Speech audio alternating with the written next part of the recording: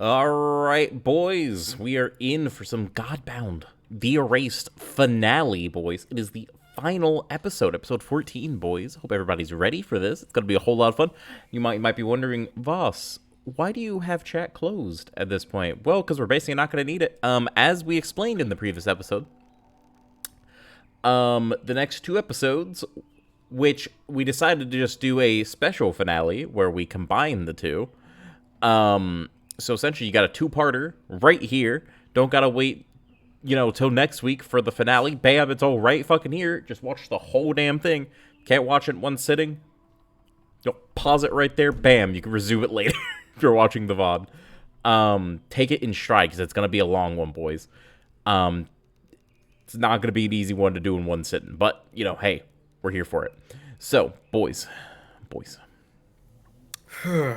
It's gonna be some real meme shit, some real nonsense, because at this point we're hitting the power ceiling. The literal power ceiling. At this point we're basically playing playground make-believe instead of Godbound at this point. Your new title is Lord Death of Murder Mountain. Exactly. Also, I think we hit the power ceiling last session. I think we're in the power heavens right now. We have ascended. Yes, indeed. Yeah. Well, boys, let's go ahead and get into this. It's gonna be a long fucking episode, lads, and I am stoked for it. Absolutely stoked for it. I've been waiting for this for a very, very long time, and we just managed to find time. So, let's do some real quick. Time. Oh, hold on. Let's do some real quick introductions for anybody who's watching the VOD and or maybe coming in fresh off the rocker and has not met us before for whatever reason at all. And if you're tuning in this episode, go watch all the other ones because I don't know why you're starting on the fucking finale. The entire series is all the way up on a playlist over on YouTube if you're watching on Twitch. And if you are watching on YouTube, it's all right there. Go all the way up to this point. Bam, you won't be clued out on thing. For anyone who may not know me, I am Vossel DMG. I do lots of games around here. I'm a TTRPG player, variety streamer. Do lots of video games around here, and we talk about lots of TTRPGs. We have a wonderful community over on Discord, and I also post D&D content specifically over on my Patreon. So you guys want to support the channel, you guys can do that over there as well. Now on to our lovely Dungeon Master. James, do you want to say a little bit about yourself? I just know myself. I play talk about a lot of different TTRPGs. I play a lot of different games. I'm more a fan of the more obscure and random TTRPGs. I do love myself some D&D. And it's always good to co-host with you and play some games. Good. Yeah, that's about it. Okay. Well, James, if you want to take it right on off with our recap, fucking go for it. Hit me with this shit. Let's go. So last time, the oh so sorrowful occasion, you fought the dragon, the one who consumes. You were victorious in your battle, but sadly, your father's life was taken in the process. You absorbed the powers from both of them, stealing the title, the one who consumes. Feeling it almost rip apart your body, or feeling the world wrap chains around your soul. It's the same ones that the dragon once held in his. But through the power of you and your predecessor, you're able to fight through and break the chains, taking all the power for yourself, having none of the restrictions. You ascended to Elder God status, but the jump in power was so great, you could feel your body starting to deteriorate. So you created crystals around your body and around the bodies of your allies, Cole and Azeroth, to save them as well as yourself.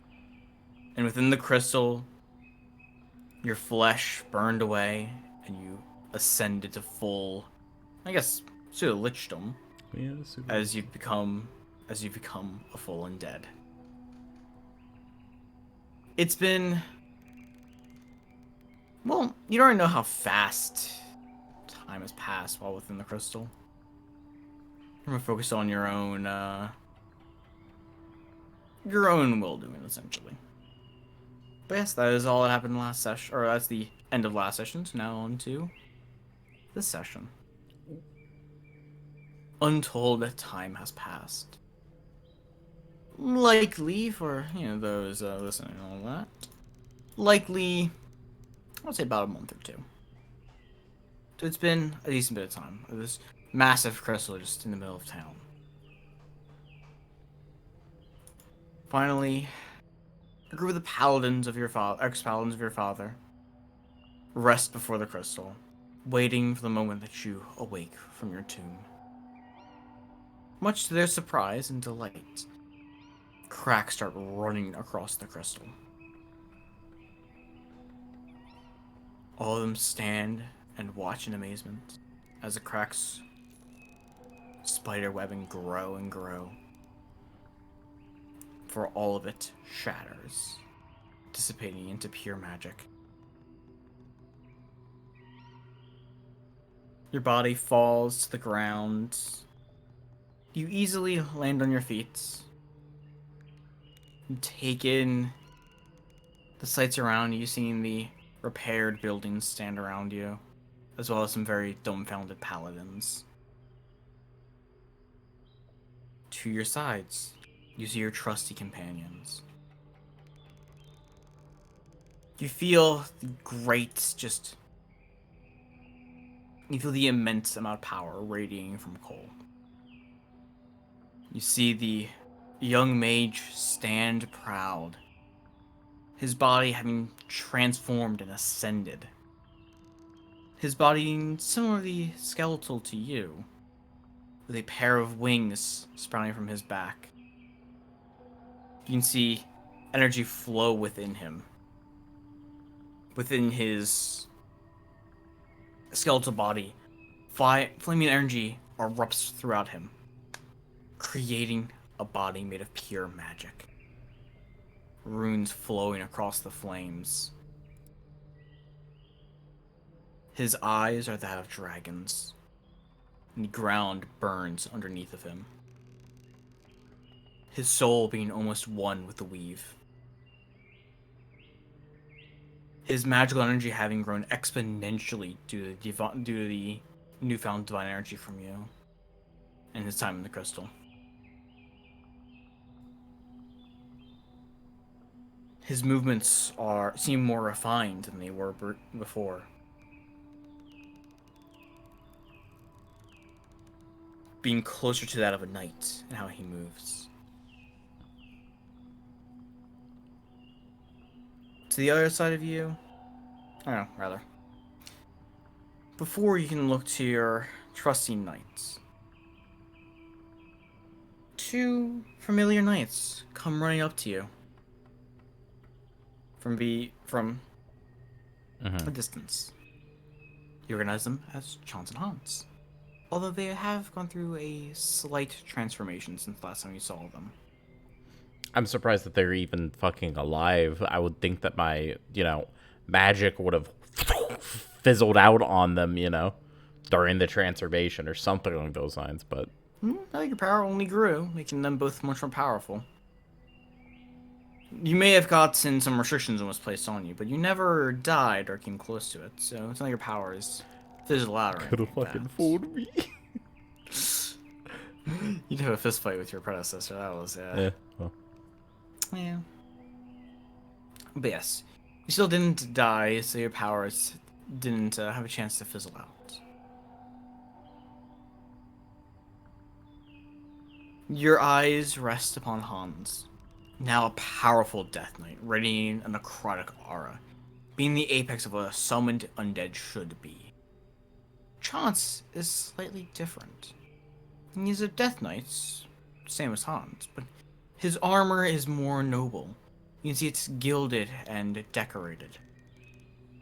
As he is not only a Death Knight, but he used to be the first paladin of Zaros. So the quality of his armor and weapons reflect the power of his masters, new and old.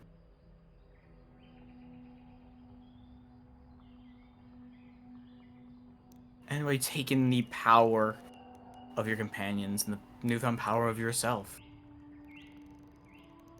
you realize there is an aura you don't feel anymore. You don't feel the domineering aura of your trusty knight. You look back to where you last left Azeroth. You see him simply meditating on the ground. No aura or energy leaks from his body. But as his eyes open and he stands, you can see that his power has grown several times as well. His body being more similar to a god than a human. His vitality being almost endless. But one change you do see is his armor lays in pieces around him. You can see a new brand on his chest, one of essentially a divine glyph of protection. It seems his body ate the divine power of the armor, shattering it. As he hefts his blade once again, you can see cracks have begun to form along its surface. Seems like all of his gear has taken quite the toll in the transformation. What do you do? So, as I'm kind of looking over at both of them, looking down at myself, would it be strange to say that I have like a weird sense of clarity? Even though I should be panicked and still reeling from the trauma, would it be almost a numbness? Mm-hmm. You feel kind of like almost like a clarity, like you are almost detached from the world. Okay. Your divine power growing, your mind has essentially ascended to a slightly higher plane. Okay. He's going, and who else is inside the room with us? Again, besides Chance and Hans in front of us. Well, you're outside, so. Well, yes, obviously, but I'm saying, In like, the area, inside though. the area, yeah, that's kind of what I meant. Just a couple of paladins or some rem civilians around. You see one of the paladins sprint off, probably to, inform, likely now, and Sir Commander. Okay. What I'm gonna do is I'm going to stretch out my arms a little bit as I kind of see them both completely skeletal. As I lift up my like reach down into my clothes and kind of like pull them up a little bit, look on down, see just full skeleton, skeletal body and everything. Take a deep breath in, can't breathe, understanding fully what has happened. Question: do I get my memories back? Or who you were before? Mm-hmm.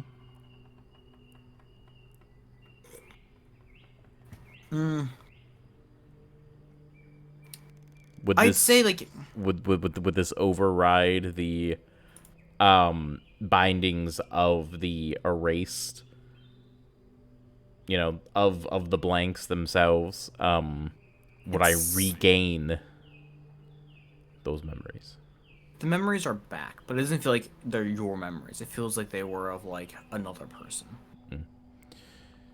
Experience. Well, I would akin it because I know exactly what you're saying. I would akin it for most people's understanding, it being very much so like you still have all those experiences, but you've lived as this for so long that you're just kind of used to being who you are now. It's kind of like as if you had amnesia and were told about it.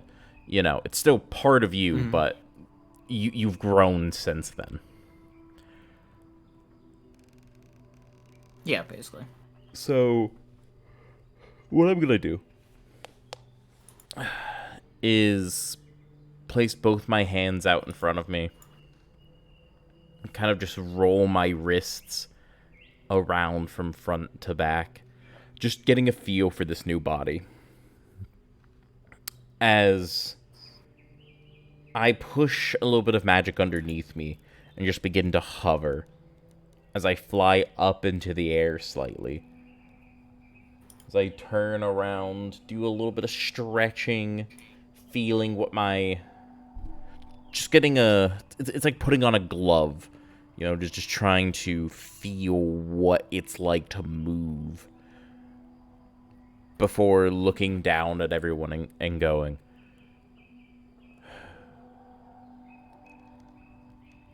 I have returned, all of you. I am sorry for the wait. Your god has finally arrived. As he clenches both his fists out in front of him before letting them go. He appears to take in a deep breath, even though he doesn't. Looks up at the sky before looking back down at everyone. Holds a hand out towards the crowd that I'm assuming is forming. Or at least just towards the couple individuals who are down there. As he goes, hear me. My father is now a part of me. He has passed down his strength, much like an inheritance, and I have felled the threats to our nation.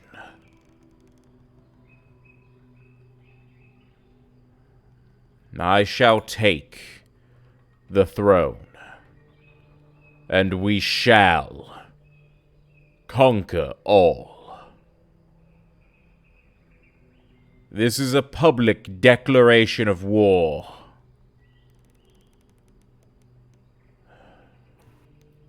Since I know waiting around, it will be inevitable that it will come to our doors. The old gods and their old ways. We shall strike first. Let them know we are coming. As he then raises both of his arms out to the sides. Much akin to, like, hands up, I think the easiest way for most people to understand it's kind of like a Jesus pose, you know? As he goes, worry not, citizens. We did not lose a king. We simply gained a true god.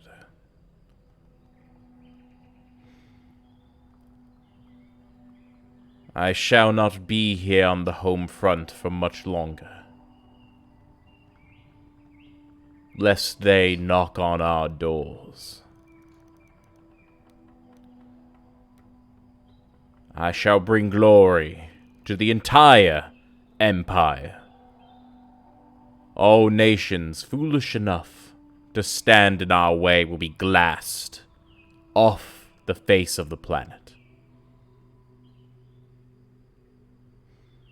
It will either bend a knee and be annexed, or suffer the consequences. We shall build a perfect utopia for all. As he then drops down to the ground once again, feeling immense power within him, confidence comes forth. As he looks over at Cole and Ezrath, as he goes, the two of you, rise all the way. They will stand tall and proud.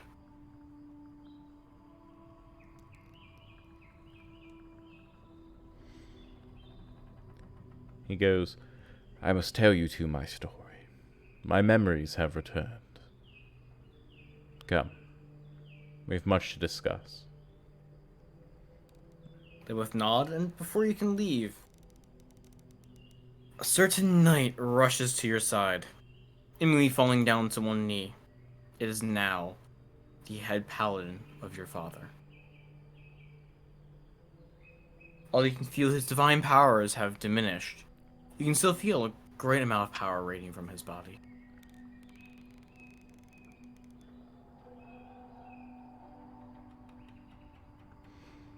As his head is bowed,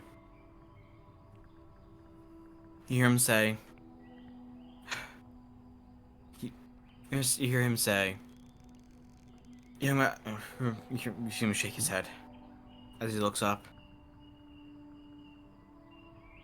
My king, I see you have awoken.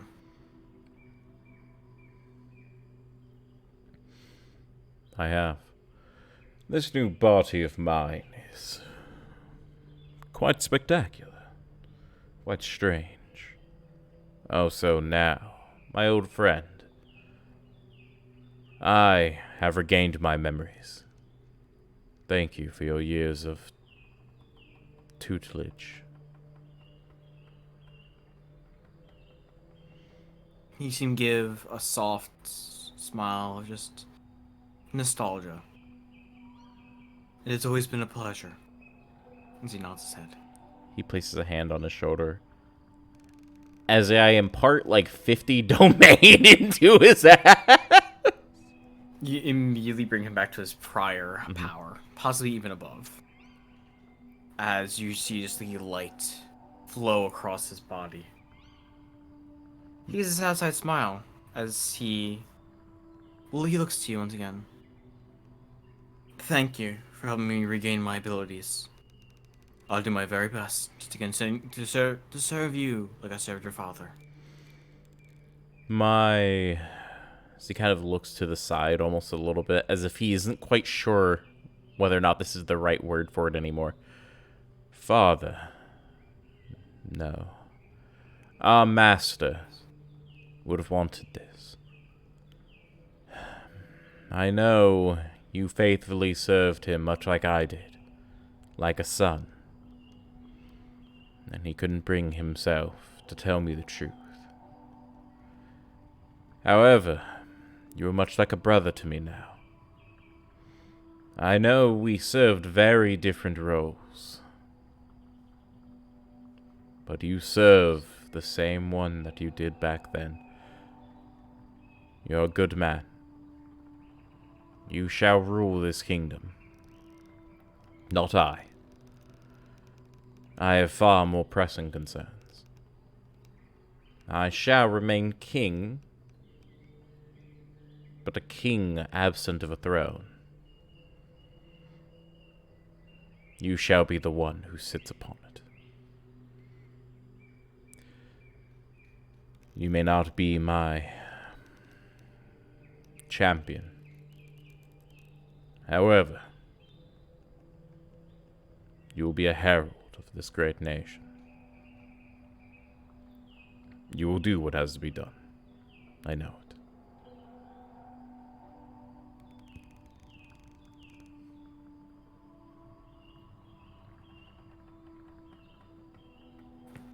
You see him lower his head once again. I will take this duty with grace. I'll do my best to lead this great nation. I nod. So that no harm may befall upon it. I nod and place my hand that was on his shoulder, like in front of him and kind of wave my hand up a little. Rise now. I know before I started this adventure, before the incident, if I ever saw you like this, I would only have one thing to say. Rise, brother. You've looked down upon me my entire service. It's unbecoming.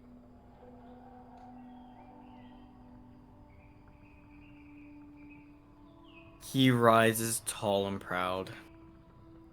He puts out a hand for you to shake. I shake it. I'm glad you're getting your memories, brother.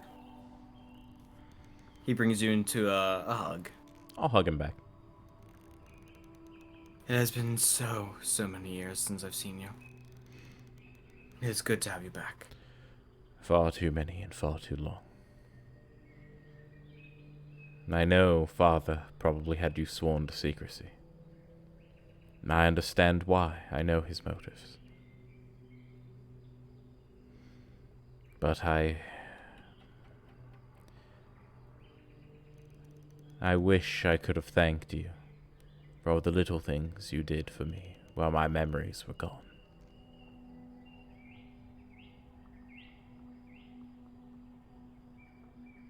Think nothing of it, brother. As you said, we're brothers after all. It's only right for us to help each other out. Of course. He kind of breaks away a bit, pats him on the shoulders. He goes, I will be in my chambers for now. We have a short conversation to have with my two champions, you could say. And then I've got a long, winding journey ahead of me. We have much to do round here, and I have very little say in the matter anymore. But I will help where I can before I leave. He nods. Your presence is enough. It gives confidence to the people. It should. Tell the troops to pledge their souls and their loyalty. Tell them to pray. And they will regain their strength tenfold from what it used to be. All they have to do is swear their fealty to their new god. They will grant. Those words will grant them the power. They will go from measly peons unable to defeat even a knight to being able to slay that of wild monsters towering over buildings. They will do well. He looks to the others. You heard him. Spread the word. As the paladins fan out and start running off to their designated posts. By the way, in case anyone's curious, that's the Iron General word coming in like really big clutch here. Because essentially at this point, the entire army word's gonna sweep around, and for context, they're gonna start praying, and immediately just like beams of light through the sky just buff the entire army. They're gonna go from being like foot soldier level to being like paladin of the guard level. Bam, right there. Yeah, each individual like peon, like foot soldier now has the they're not crazy powerful, but they basically guaranteed hit everything. Guaranteed hit, and they have fuck you level HP. Like they have substantially more HP. So they may not hit Omega hard, but they're good. Their accuracy and their durability is going to go through the roof, which is going to make them very, very, very, very deadly. You know, especially when it's. I'm pretty sure it does. Goes to +1 to HP. Is it +1? Give me just 1 second, boys. Give me just one little nanosecond. I apologize for this. Take a little look-see here. I know I have it right here. Let's see here. Yeah, no, I'm sorry. +1 hit dice and a hit bonus equal to of. So yeah, I mean, it's still doubling all their HP. It's still double. Yeah, it's like doubling their HP and giving them a massive bonus. But I mean, especially at this stage, it might do more. So it doesn't really matter. Yeah, that's what I'm. Cuts more like as like a blank ability where it's just more powerful at this point. Yeah. But yes, they are. Well, she all intents and purposes, yeah, their vitality is greatly increased because it's doubling their health. Mm-hmm. Your wisdom guides their hand. Exactly. so that their steel will always strike true. You know how terrifying it would be for a fucking archer regiment to shoot an arrow, like, barrage into the sky, and it just hits the entire enemy in the throat? Just every last one of them, basically? Yeah. That's how scary we're talking here. It's crazy. It's led by Bruno as well, who's equally as fucking ridiculous. Exactly. Anywho, doesn't matter. So I'm gonna head back to my quarters with these two. All right. So you you probably take your time, walking back to your quarters, taking in the rebuild of the city. You can see the admiration on the people's faces as you walk through. You can feel your power kind of consolidate inside of you, giving you more confidence as you prepare for the trials that lay ahead of you. Without, too much delay, then you do arrive at the tower, and quickly thereafter you arrive in your room with your two champions in tow. Probably along with Johnson Hans as well. Sure, I don't mind. They can be in there if they want. Ooh. As you enter your chambers with your champions, what do you do? So, what I'm gonna do is I'm gonna shut the door behind them as I have them all take a seat. As I will take a seat on my bed. And you good? Okay, good. Yeah, I just respect, yeah. So take a look at all of them and go, boys, all of you have got a story to tell all of you. It's a story that predates this adventure.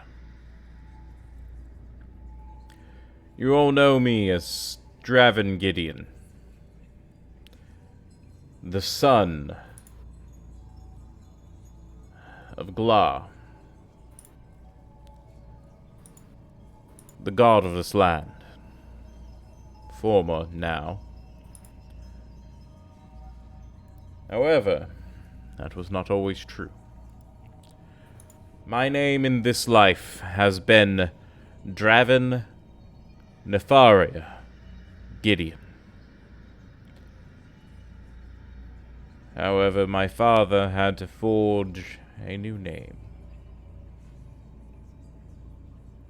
That's what he gave me. However, my father not being as original as many others when it comes to naming schemes and other such, as I myself have faltered on.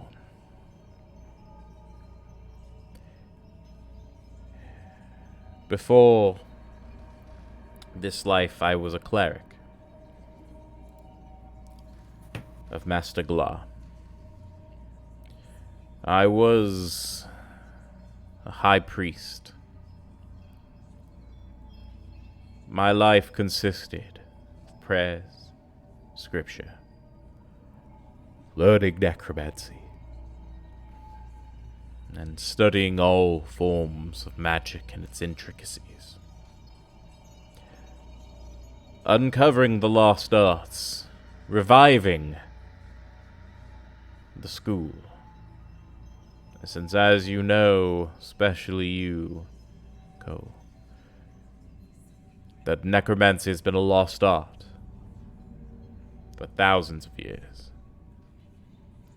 only emerging in bits and pieces, scattered across the land, and especially more recently, in this lifetime, fluidly here, to those powerful enough to even use it in the first place.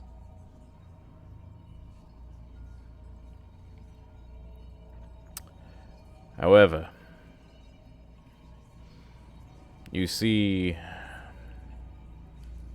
my name during that life, my last life,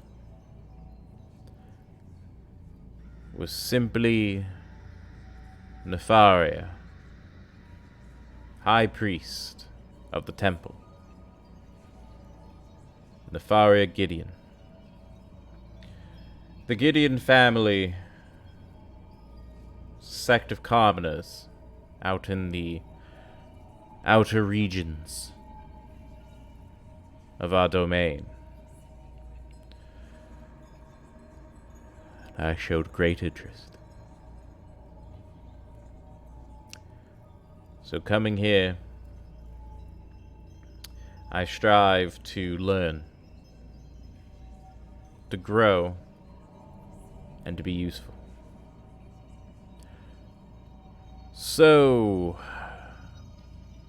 when I came across my artifact, you know, the scepter, the staff, and such that I had been using during this lifetime to its entirety, during the entire time you two have known me, and the other two of you have been my servants for.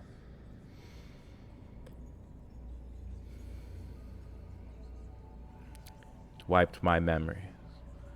And I was no longer Nefaria. My father, seemingly, I could only assume in a panic, decided to flip the script. He told me my name is Droven. Draven to some. I adopted more of the former.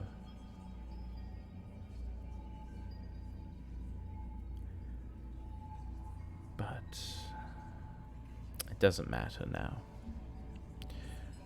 I would go by either or, but semantics isn't the point here.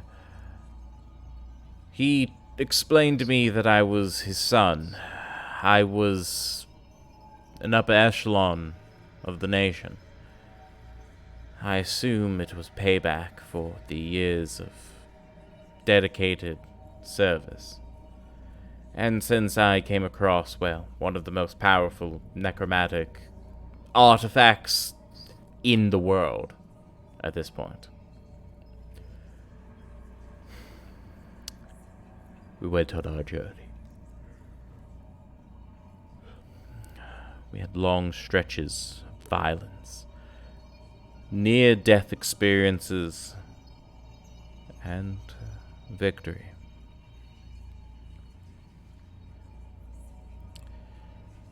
But after our previous battle, I sealed us away until our bodies could acclimate.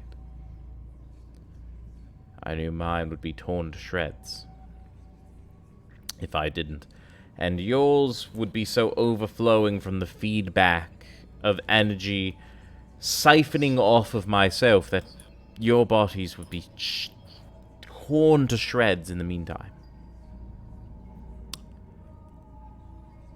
As it does every time, to a much, much, much smaller extent.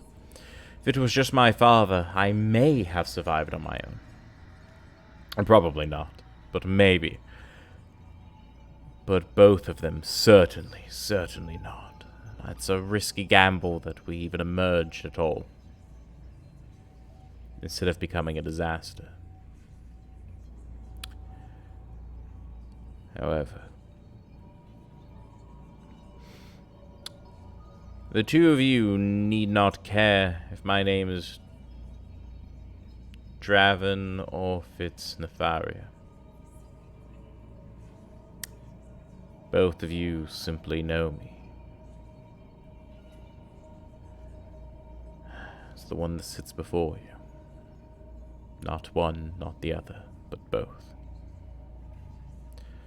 Cole, I am your master. First and foremost, that has never changed. And it will never change. And Azarath, you are still my valiant champion through and through.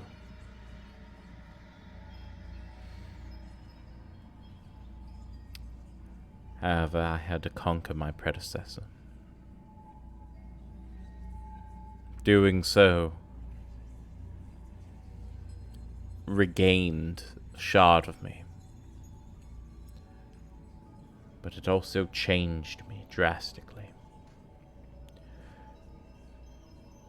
You may be wondering, with this newfound immense surge of power well beyond what we should have ever been able to handle, are you like the one who consumes? Do you now have a title?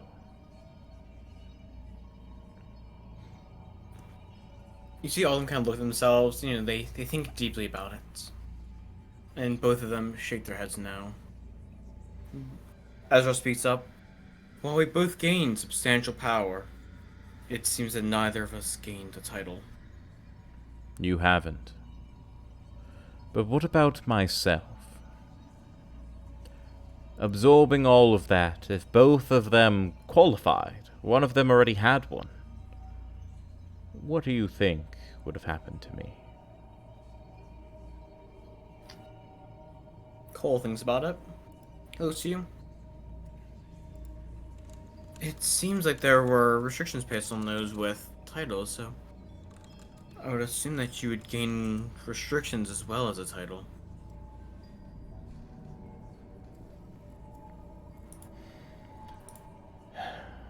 Well, it has never been easy. Thinking about these types of things, we are always struggling to understand these new terms.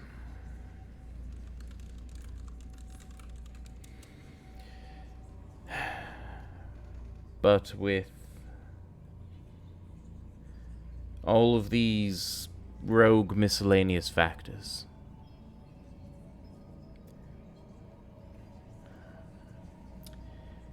something had to have been placed upon me. But I feel no restrictions. Do you both remember when we spoke to the one who watches? He said when you have a title, it,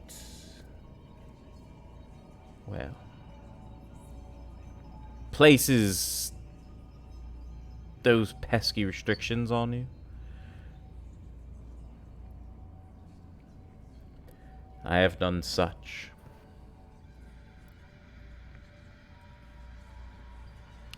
Do you mean the one who understands?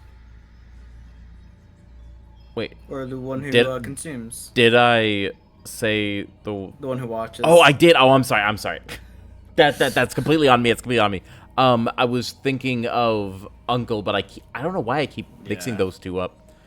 God damn, because we haven't met the one who watches at all. Watches yet. Yeah. But I don't know why. It's ever since I first met the guy, I keep thinking it's the other one.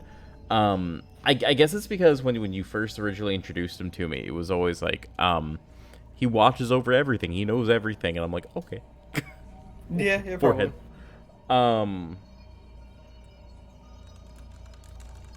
So, yeah, sorry. Reverse back. I'll just use the correct title. Thank you. Pardon. But I'll reply. It seems during my stake in my dream catatonic period, I was gifted with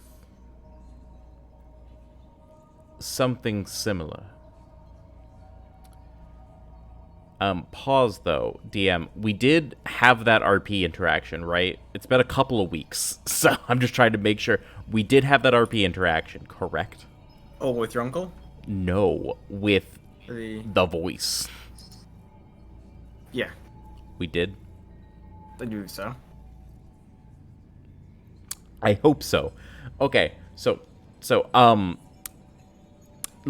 pause on the game real quick. If we didn't, because we talked about this off stream heavily, and we're a little deep into this. We can't go back and check. We're gonna go off here on the understanding that we did. If what we're about to say is a little different than what it was, go off of whatever the canon is for here, because we can't fact check this right now. I apologize. if we didn't do the RP moment, don't worry about it. Assume it was in the background. Because it's been a couple of weeks. We've had a very crazy set of schedules. And hindsight being 2020, we should have checked. Anywho, resume game. I remember during the period where we were frozen, after battling myself, my predecessor, and coming out victorious, there was another voice. Something similar to a voice that speaks from the beyond. Like reality itself, trying to burden me. But it granted me a boon, one greater than any other. It granted me a title, but not one with restrictions. One greater, one that exceeds the ones before. A title of a new age.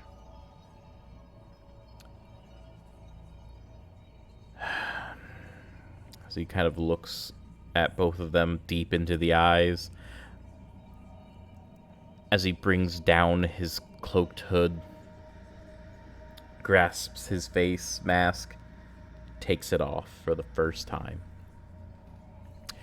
A skull stares back with fiery blue flames in the eyes, smoldering in a sphere, both sides, much almost akin to a closer look at my uncle, as he places the mask down on the bed.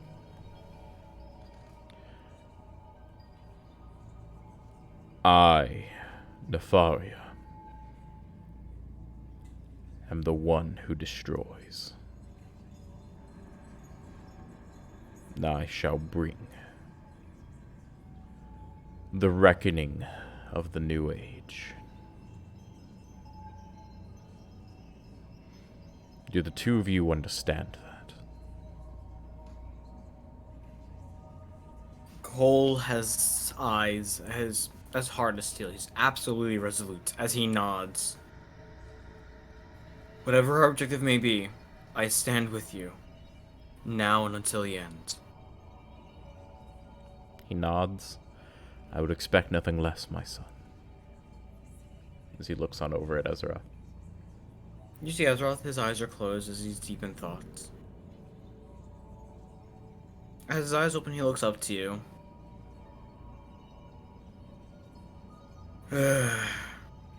I've gone this far with you. Might as well see it through to the end. Gotta make sure this one doesn't die after all, as he pats Cole in the back.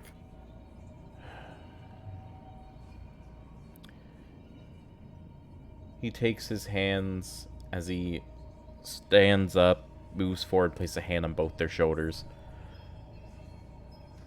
I will need the two of you by my side for this. What we must do is bring upon a new age. Bring upon a new era. And wipe the slate clean. What we must do is hunt down all the final remnants of divinity and snuff them out. I have a body capable of taking it in, absorbing it, refining it, and dispensing it all back out to the plane. However, we have foes that will not die willingly. Not to say any of them would in the first place. But these may actually pose a threat. Not individually, but together. though pose a threat indeed. I'm sure they've already sensed my presence, and the extinction of the one who consumes. I'm sure of it. Therefore, we must go acquire that lich.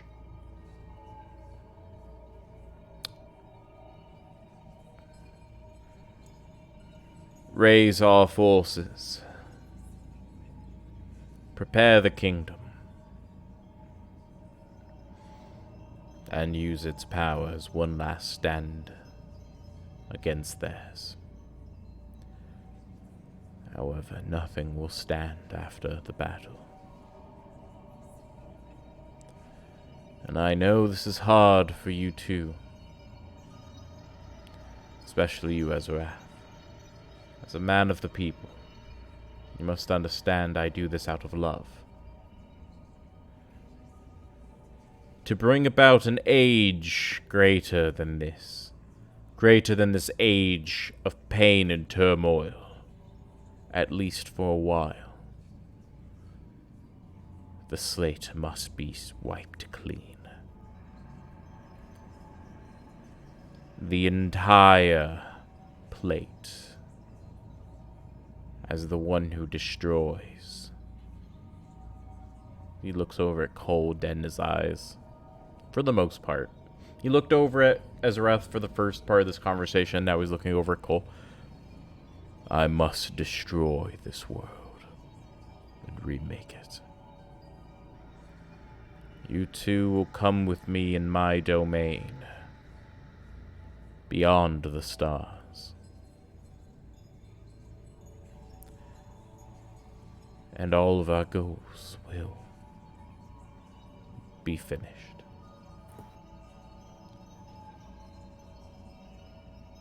We must commit this last act of genocide. And what comes after will be a utopia for a very, very long time.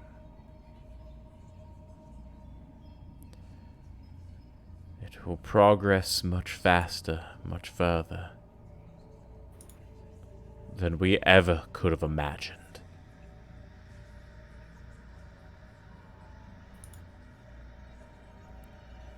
For to build, you must have a stable foundation. And this world was never laid one before we began. So the building resting atop the hill must be destroyed,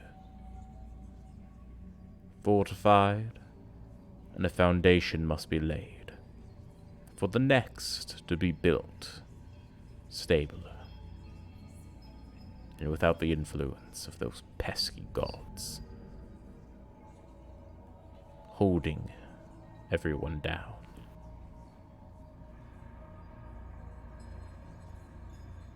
We have much work to do.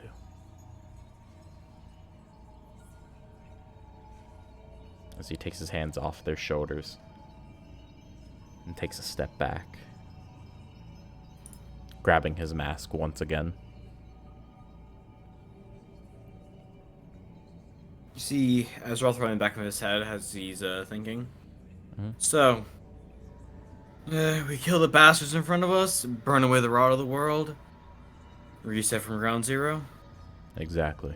As he places the mask on his face and turns back around, pulling up the hood, looking much like he did for this entire game so far. Just without the hair this time. I knew you would catch on quickly.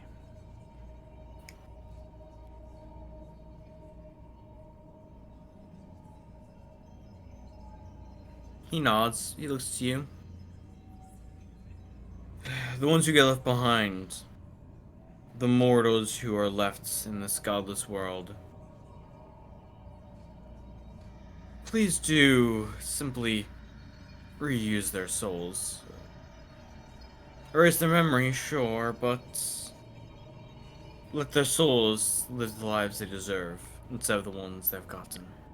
Their souls will be repurposed, as they always have. Their bodies will need to be destroyed, remade. Old races will be returned. Ones that have been destroyed in the past will be made anew.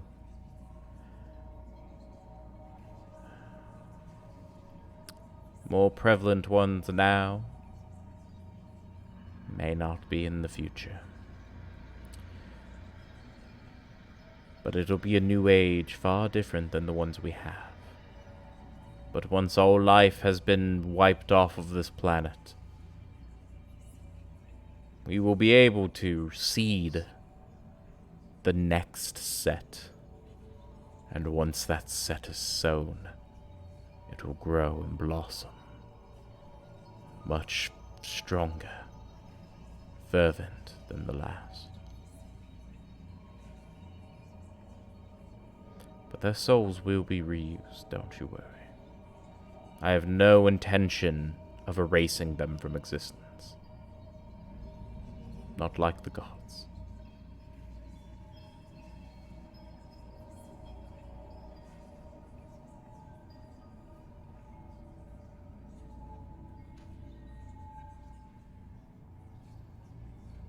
He nods. Kill the unjust. Burn away the rot. He nods. Let's do it. See what there is to be done before we leave. Preparation will need to be made. We will be sending this army head first into death. It will sadden me greatly to glass this entire kingdom. It will break my heart. But it will need to get done. Let them fight, and at least die a valiant death fighting for what they believe to be right.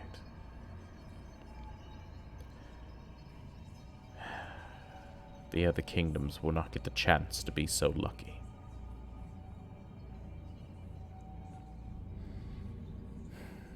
We will do what we must, as he opens the door. Instead of opening into a hallway, like it should, instead it opens to a very familiar landscape.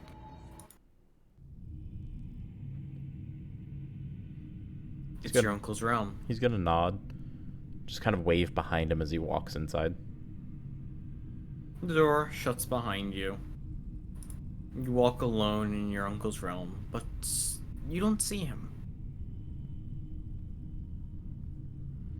But you can feel the whispers from below, where his true body lies. He's gonna fly over towards the pit and drop. You quickly descend into the pit, very quickly approaching where your uncle's true body rests. Whereas before, his true body was of too much power for you to really witness and see properly. Now, due to your position as a title holder and your general increase in divine power, you can see his true body clearly. As he looks up to you the moment you enter.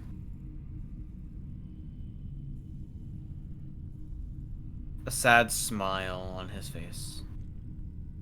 Ah, my nephew. Phone fell. You're good.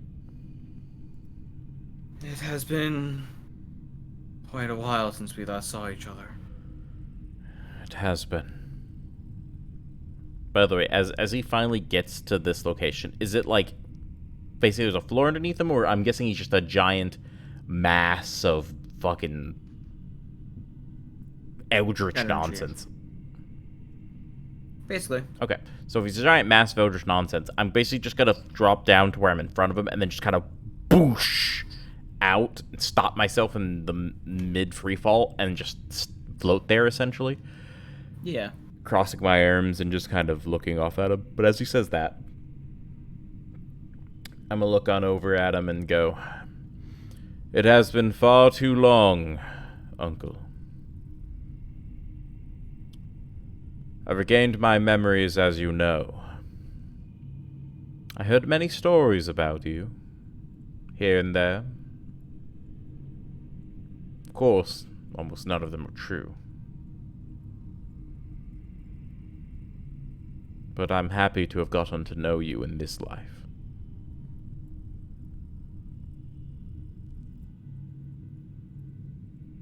He chuckles. I am glad you finally regained your memories. It's good to finally meet the true you in person. Hmm.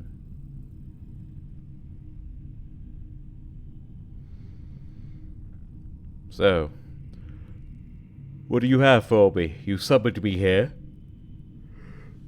He nods. You wield a title now. One without restriction, unlike the rest of us. Your desire is to burn this world and create it anew, correct? It is not my desire, it is my task. It is what I'm destined to do.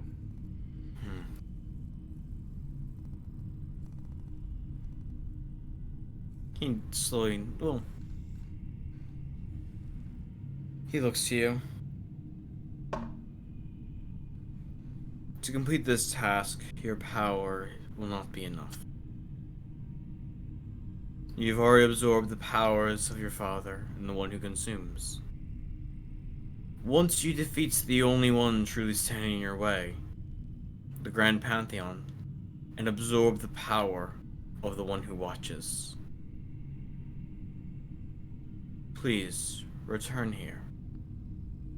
I shall create the final key that you'll need to complete your task. I figured I would have to come to you at least in part. But what are you going to give me for this key?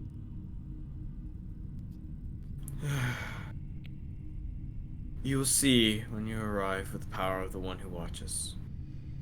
It shall be simply my part of the title, my part of the spell. I'm sure you've already foreseen the future on this. So you already know what will happen, what has to be done.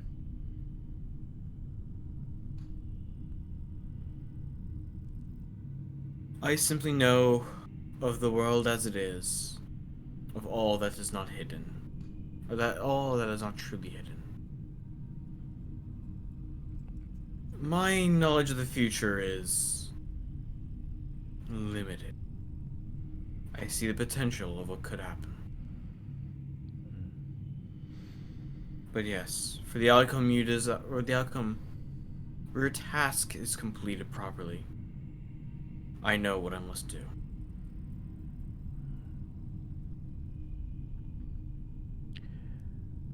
Well then.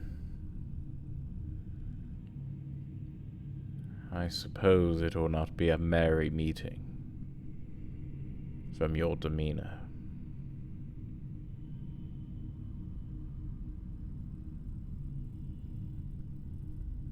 You can see, you can feel the gloom from him. I'm still sorrowful over my friend's death.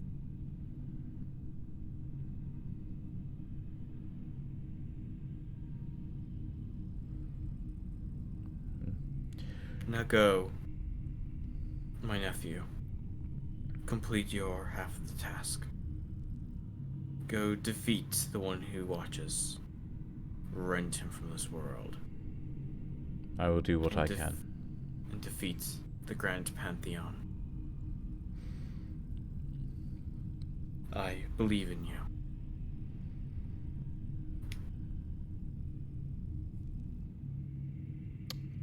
I simply look on up, rip open a fucking portal, very similar to the one I walked out of, Open the door. Walk back into the same room I just walked out of. The two, they kind of stare at you, like, oh. Just some kind of void nonsense behind me. Don't worry about that for a split second. You might go a little crazy, but it's okay. Shut the door. You see Cole just kind of has like, that look of, like, interest on his face. As Zark just kind of looks a little, like, confused, a little bored, like, what is behind you? As he then turns back around, reopens the same door he just shut. Hallway? Nonsense. Normal hallway? Yep. Okay. He's gonna look back over at them and go, "Come. Let's go." As you leave, you see a priest rushing down the hallway towards you. He looks to you. Ah, that's where you are. Now told me you'd be here. The ones in the Forge Masters have something for you. Good, it's about time that they finally pulled their weight. Let's go, you two. As he simply twirls his hand in a circle, opening up a fucking portal right there that just goes straight to the forge, just steps on into it. So you step into what used to be the forge, you see normal smithies and the like. You see a couple normal blacksmiths kind of working on their craft. The moment you appear, they kind of look surprised. And I was like, oh, I didn't expect you to be here so fast. Come, right this way, as they lead you through a door. And a staircase heading down. I'll follow. So in addition to the forge you were not aware of, we had to, make an expansion for their project. I do believe you will like it. As you reach to the bottom of the staircase, you're met with a massive room. And is the music okay for you? Yeah, more or less. I think it just bugged out for a second there. Sorry boys, technical difficulty. For some reason the activity is bugging. It's this again. We've had this I think last week as well. Yeah, I think we did. Well, not last week, but last time. Yeah, last session. Weird. That's so fucking weird. What? Okay, I'm just gonna reset the activity. Okay.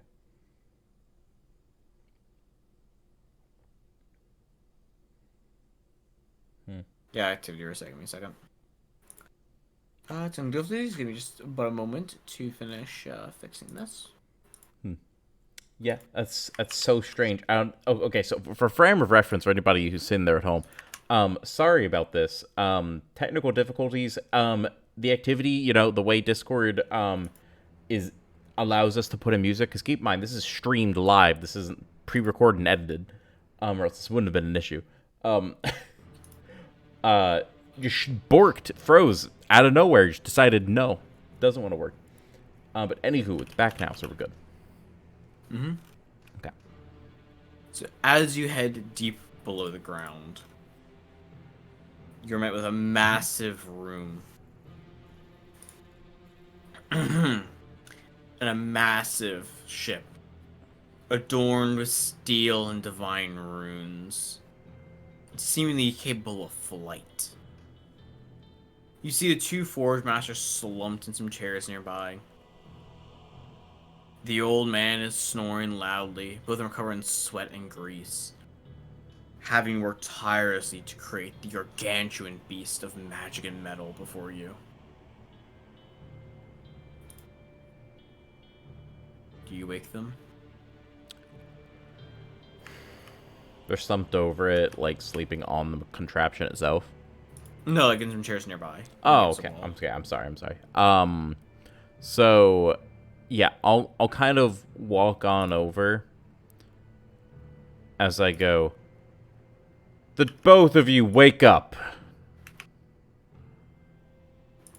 The old man kind of just judders awake. Same with the younger Forge God, as they kind of jumps to their feet.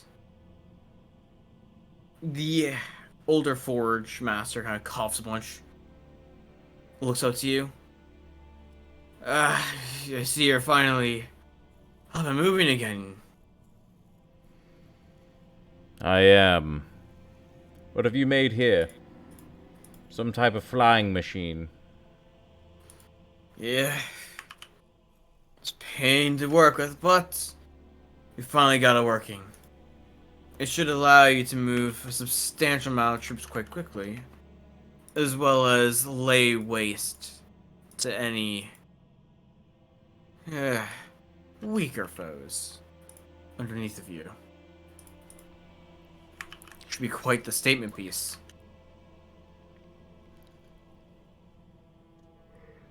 Good.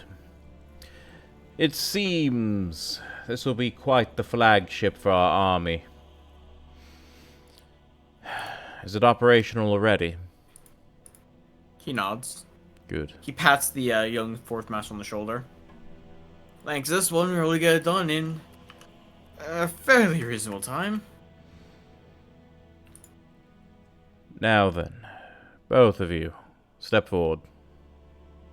They both step forward towards you. And look at both of them. Give me your hands. You both reach a hand out. I impart a not insubstantial amount of divine power into both of them. Well, one's already a god, so Yes, but I'm sure that gives him... you've made him higher level now, yeah. There you go. And this is purely just giving them, like, speed. For, speed, ability to, like, not have to go to sleep. All this and there, like, all the building shit that, like, basically just making them, like, hundreds of times better at their job. As just basically their bodies just erupt into beams of light almost. Cracks form across the floor as I just grasp their hands and almost like a whip of magic just boosh across both of them. Before, almost in a massive simultaneous burst, the light slams away, leaving only cracks on the floor. Small singes were at their feet. There we go. They both look quite refreshed at this. As the younger Forger kind of looks at his hands and kind of clenches them. The older Forge Master kind of strokes his beard, looking at his hand. Quite an impressive power you got there. I see you've grown much more powerful in these past few months. I am. But that is not the matter here. Get this contraption out and ready for my airfare. You both have a week to start this project and finish it. He looks at you quite confused. Well, the airship is up and operational. I'm not speaking of the airship. That was simply an order. You didn't let me finish. This new task I will have you both do. You know of war machines, yes? They both nod. I need an army capable of killing gods. Why don't the two of you get started? Go. They both nod as they both think. You see them chat amongst themselves. They start blueprinting things. I gave them enough power where they don't have to eat, sleep, none of that shit. They have alacrity now, which means they can just go speed. They have the fucking construction words basically, where they can just build anything they need to. If they didn't already, and they have like all the powers they need to do this shit lickety split. I gave them a week, so we're gonna just see how it goes. So they're gonna use the power geek, so I'm gonna say probably some of that is also just in raw Dominion as well. Yes. Because that's gonna be, yeah, because it'll take like months, like, or it's gonna take like a month to like make like a batch of machines.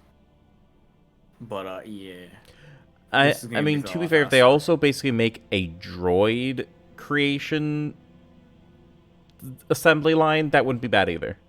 You know. Well, you want armor to kill gods. Normal droids won't be able to accomplish that super well, so they're gonna make something a little more substantial. Then they have An multiple orders, army basically the same way. of Godwalkers. Yes, Yeah. Um, yes, just the simple ones, but still. giant mechs. That's what we're doing. Yeah, yeah, kind of, yeah.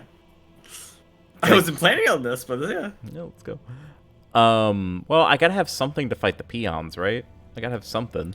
Well, I mean, the airship can completely, like, Eh. anything that's, like, lesser foes to the fucking airship just gets Well, erased by yeah, giant but do peons. you know how badass it is to both have an airship, magic flying everywhere, and shitloads of battle fantasy mechs, bro? It's a Come on. mecha anime now. Yeah, basically. Damn.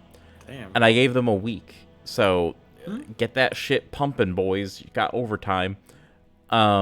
As I'm going to step away from that, so I go, why don't we take the scenic route? Let's go walk over to now, see what he needs. So I put my hands behind the small of my back and begin just marching up the stairs. The two champions silently follow you. Just you see Cole kind of look concerned at the two Forge Masters as they just you see them just speeding around as they had just had like 10 cups of coffee and a shot of espresso. Got that motivation, bro. Yeah. You see the fire in their eyes as they build with just absolute abandon.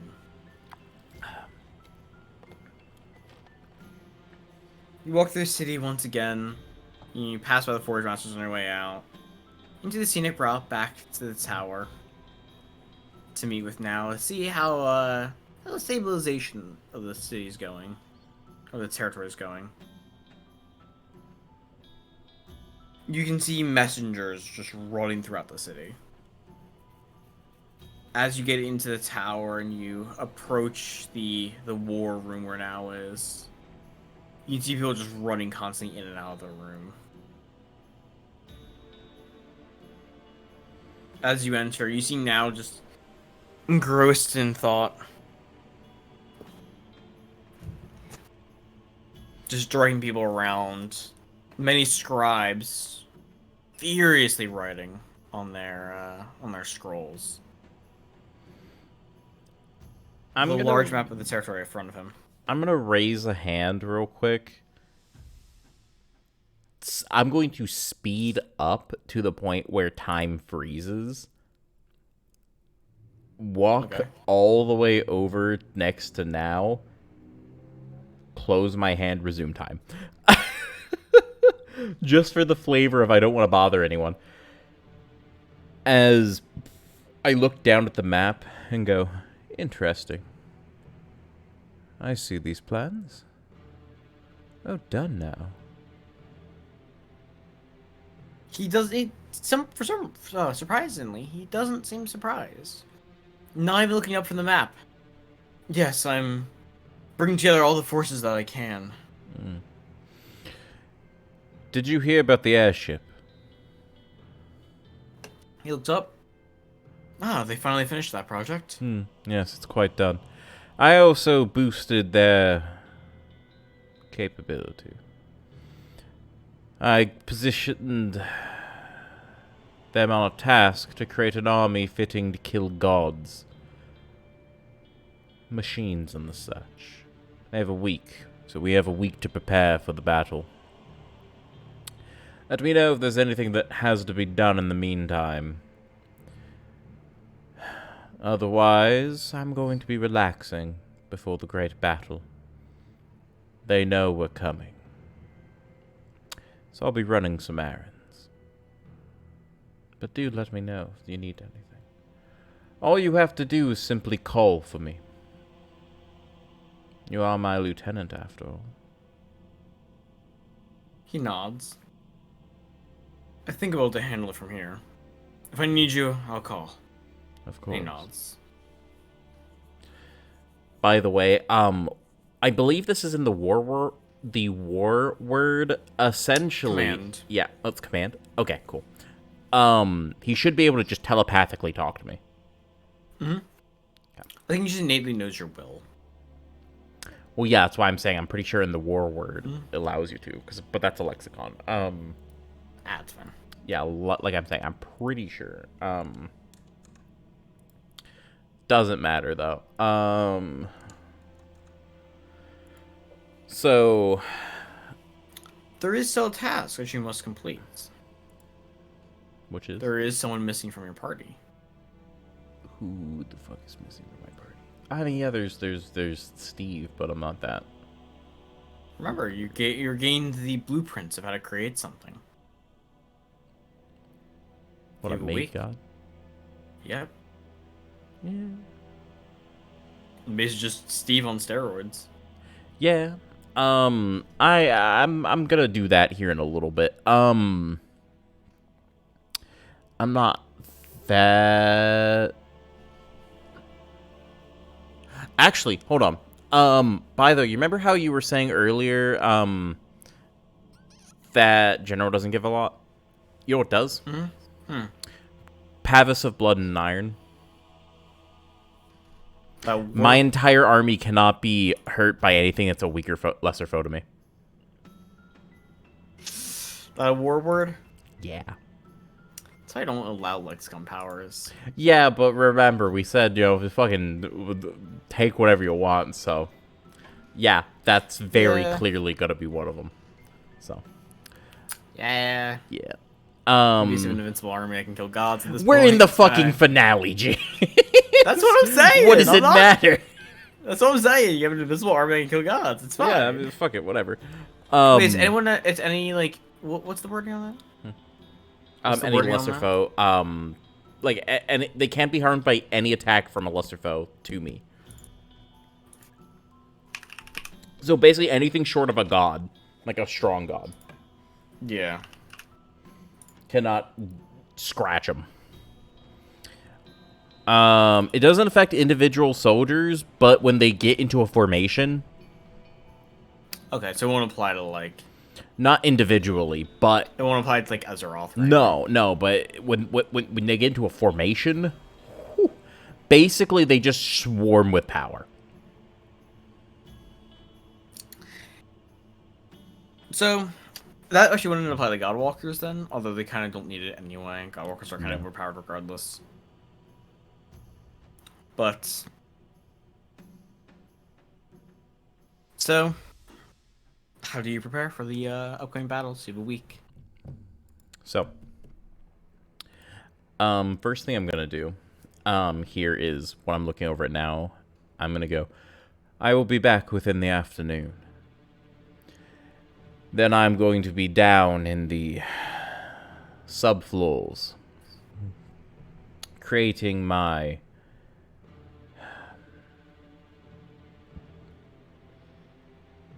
I think the best way to explain it to you would be my servant Steve will be getting a makeover. Improved. And all the fixings on it. That is what I will be doing for the next while. If you need me, please do come get me.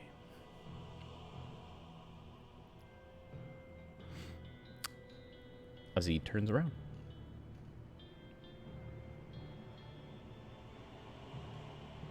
Do you have anything to say to me? No, now let's go back to his work. Cool. I'm gonna take a walk out of the room, and I'm gonna go up to the doorway. Place my hand on the door handle and course magic through the door. Open the fucking doorway, and it's in the village where the lich is at. Just make a fucking portal there. All right. Like, on the get other there- side, it's just a swirling portal and all that just kind of, like, singes into reality, but for here, just whoop. Uber dimension door. Uber dimension door, yes. Essentially. Really, it's teleport, but that's besides the point. No, it's dimension door without range. Yeah, essentially. Kind of. No failure chance. Yeah. But anywho, he's gonna open it up. Just kind of step All to right. the side and go, "Come on." You see Cole and Ezra kind of nod as they both hurry through the portal with you. I'm a basically walk in behind them and shut the door behind me, as the portal will You, spin shut behind me. you see the village is actually like thriving now. People run back and forth. Other people have kind of gathered and are like staring at you. I'm not even gonna mind them as I'm walking on over to the seal. Okay. You guys step forward. You're kind of standing over the seal because you're towards the village. I'm assuming you're right over the seal anyway. Adjacent to it, like maybe like 10 feet back from it, probably. Fair enough. Yeah. So I'm gonna walk over to the seal, place my hand down on it, and whoop, whoop, straight into it. All right. You rip open the portal, or not rip open the portal. You delve deep into it. You kind of find yourself back on the demi-plane once again. It's been quite a while. Has been. Quite a while. I'm looking over at the Lich, who I'm assuming is just kind of chilling there somewhere off inside the whiteness. Yeah, he's kind of sitting. He's just laying down. Looks at you.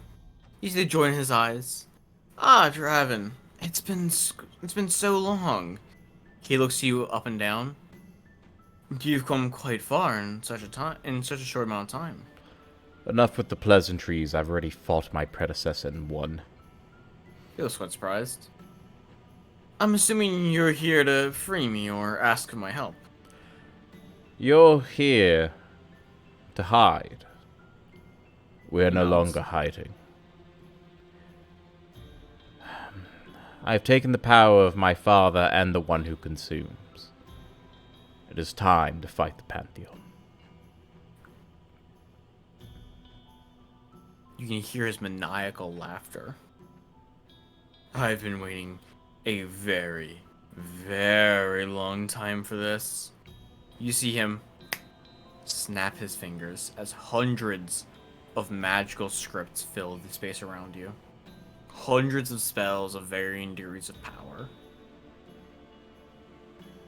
It took some time to remember all of them, but I think they'll prove quite useful to us in the Good. upcoming battles. We will need them. Gather them all and meet me outside. You see him draw his hand through the air as all of them fly into his hand. Let us set off then. Head out of the portal. Upon leaving, the energy between them playing in existence fades and shatters as the seal breaks. You see the Lich now back at his full strength. A quite powerful, Lich in his own right, as he kind of rolls his shoulders. It's been so many years since I've been out of there. I've seen the sky again. It's so nice.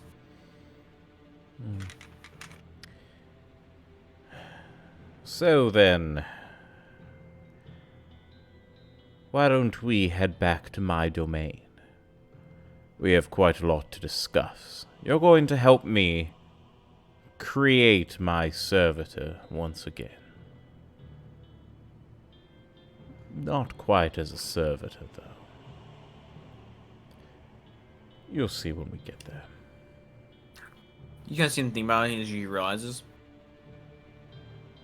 You want to create a false divine. I like to think of it as an upgrade.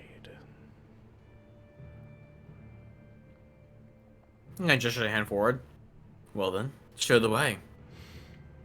He grabs the air in front of him and rips open a rip in reality as he spins his hand as it opens up and begins to swirl, leading into the sub-basements of the catacombs, deep underneath the main building of the temple. place I've been many, many times in my past life. Barricaded off, even. Long ago. From disuse. Never needed until now. Step on through. The Lich looks at the portal. Quite fancy magic you got there. As he steps through with you, Ezroth and Cole following shortly behind. I'll let the portal close behind me. It's simply a new trick I picked up during my own slumber. You gain enough power and, well, you find it's quite easy to simulate what your relatives are capable of.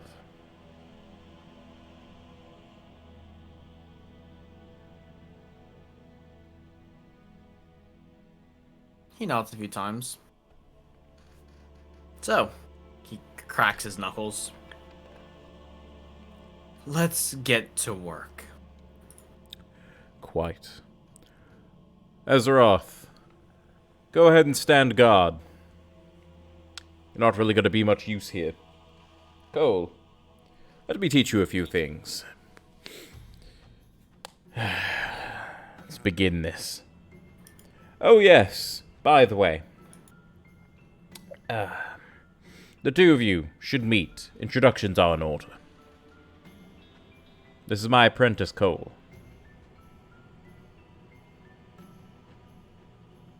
Cole looks, proud at being called an apprentice. The Lich looks him over. Ah, the princess and elders, I see. Quite rare to see those.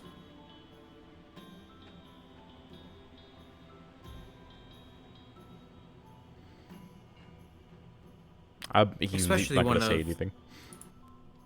Especially of one of this power and purity. You wasn't an eldritch before our last fight. When I absorbed that damn dragon, the last flickering of the life force of the master, his body was transformed as a result.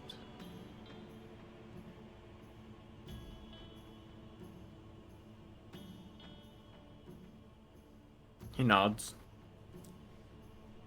Well, an eldritch on your side is a very powerful asset.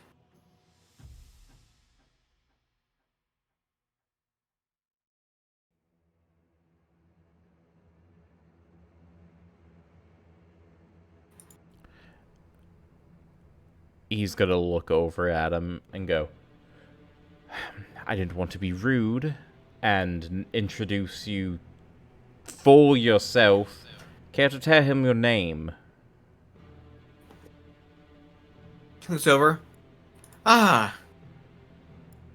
Yeah, it's been... Quite some time.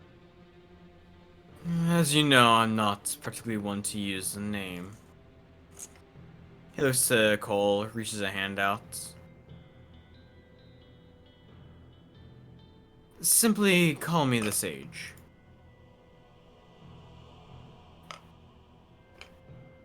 Cole reaches his hand out and shakes it, nodding. Well, then, introductions are done. Let's make a god. As he begins ripping open the fabric of existence on the floor, pulling out from basically the spaces in between just bits and pieces of old fragments of corpses of powerful entities that have been tossed into the ethereal. Rips them on out. Go ahead. That's just how I'm starting it. You could take it from there. The Lich is going to stabilize their magic. Stabilize their energies, drawing it all together. And shaping the flesh into a coherent body. hours span into days as you condense and refine the energy of these corpses. Going from something that could be considered a divine all the way into the true made god that you desire to create. I'm going to be pumping a lot of power into this. Like, as much as I'm able to in a week's time. Like, I'm doing everything I can for this. Each rune on the body of this made god has a power equivalent to a great artifact.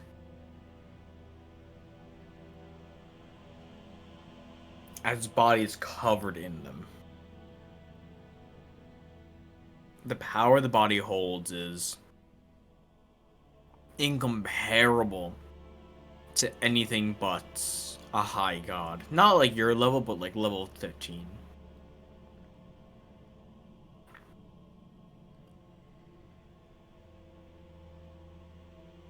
With over half of the time taken up, with well over half the time taken up, you have merely a full day left as the body is completed. With as much magic as it can handle. I'm sure the body itself is completed, but the mind is blank still. So let's fix that. So after its body is completed, I'm gonna take a step back. Go. Oh, I feel so drained from all of this excursion, all of this pouring of magic. I'm sure in a mere day's time I'll be back. But I hope the two of you are holding up better. I'm sure they've been working just as fucking hard.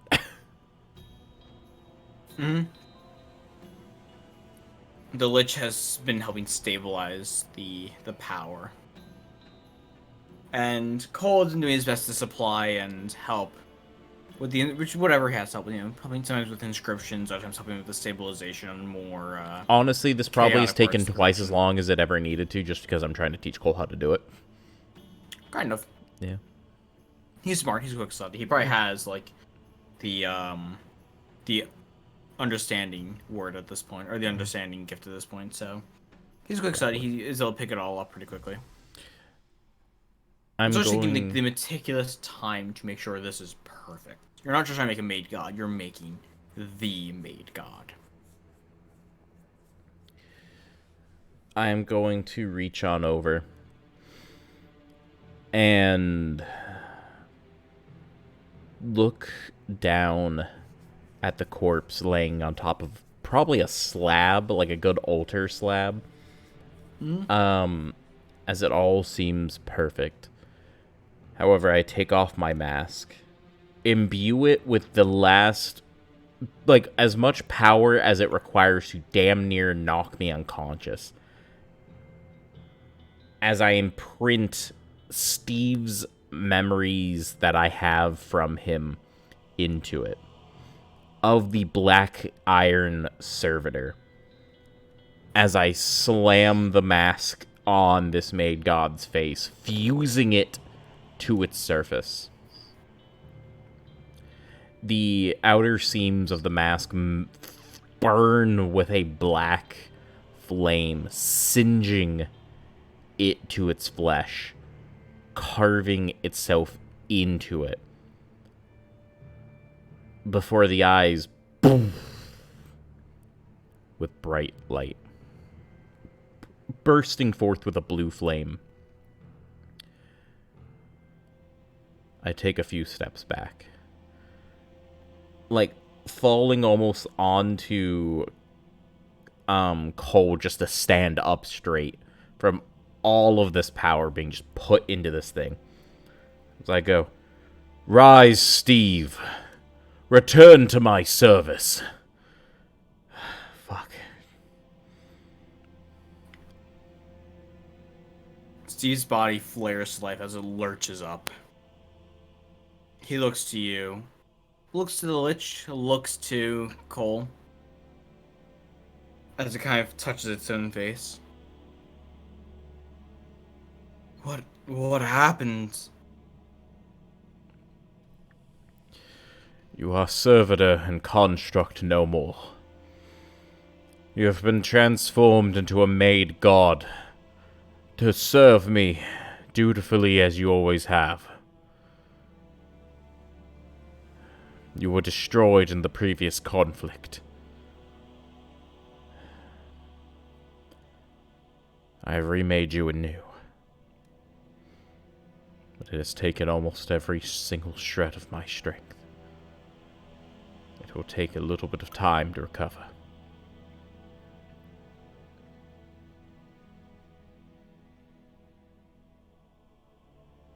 He touches a hand to his chest. This power is far beyond anything that I could ever expect. Thank you for repairing my broken body and bringing me back, and granting me these gifts beyond imagination. You need not thank. You are but only a servant, created to destroy. All you must do is simply do your job, and it will be enough. Now come, assist me to my chambers.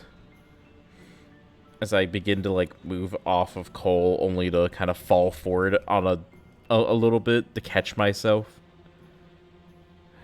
Let's go. As you leave the room, you can see, Ezra still standing guard, kind of sitting on the floor, leaning against the wall. Upon seeing you, he stands up again at attention. Looks concerned. Are you quite alright? I'm fine. Assist me to my chambers. I only need to recover. I will need the rest of this day before our conflict to recharge and regain my lost magic from this endeavor. It should not take long. He slings one of your arms around his shoulder, and one of his arm around your side, and keep you supported well as he helps you to your room. Up the, It's gonna be a lot of stairs. It's a lot of stairs. Yeah. It's a lot of stairs. It's a lot of winding corridors, which I will lead him down. But it's a lot of fucking stairs. It's goes up 6 flights of stairs, take a left down this corridor, go down this winding maze. Okay, now go up this flight of stairs. I'm sorry, now go up this flight of stairs. It's one of those really pain-in-the-ass ways, but there's a reason why this whole area was carted off. Because it's used to be old catacombs and this, that, and the other, but I also came down here for, experimentation and prayer, There's a lot of rooms where I did very fucked up things to people in the art of necromancy, wink, wink, nudge, nudge, but I locked off this area shortly before the incident, because it wasn't really necessary anymore since we built up the upper floors.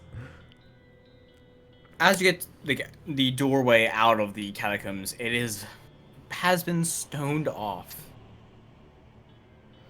You see Ezroth, he opens the door, he sees the stone wall, as he just you see him just flick the door, or flick the stone wall, as it just crumbles outward.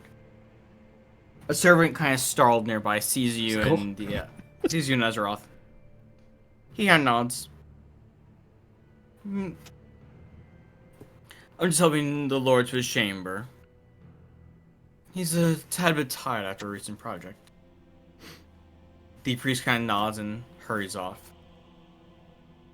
I will pull down my hood quite a bit, as I sense the presence of them, because remember, no one's seen me without my mask, and I'm not wearing it right now.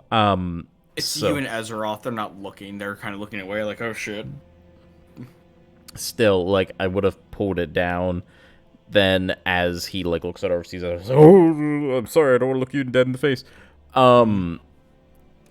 he'll just let them move on, as he will just kind of put his hands over his face and let the shadows billow over to cover it, because he didn't think about it beforehand, so it didn't really matter. As he moves his arm back down to kind of relax a bit.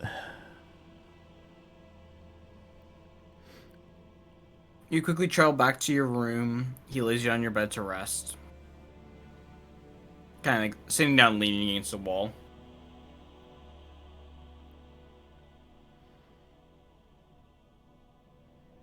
He looks over to you. Rest well. I'll stand watch while you rest and regain your magic. No need. As he sits on up.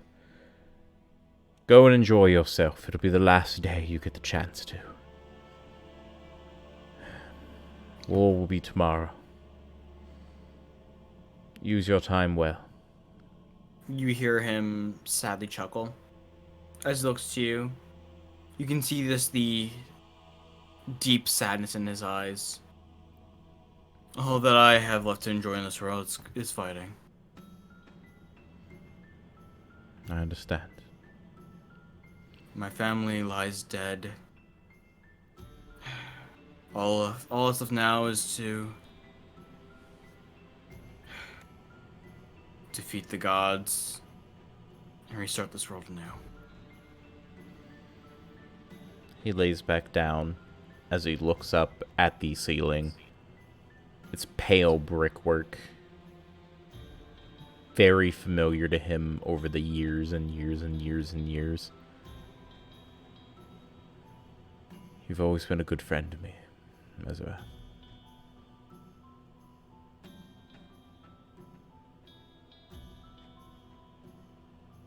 You've been the one god I can count on. It's been wonderful traveling with you. You as well.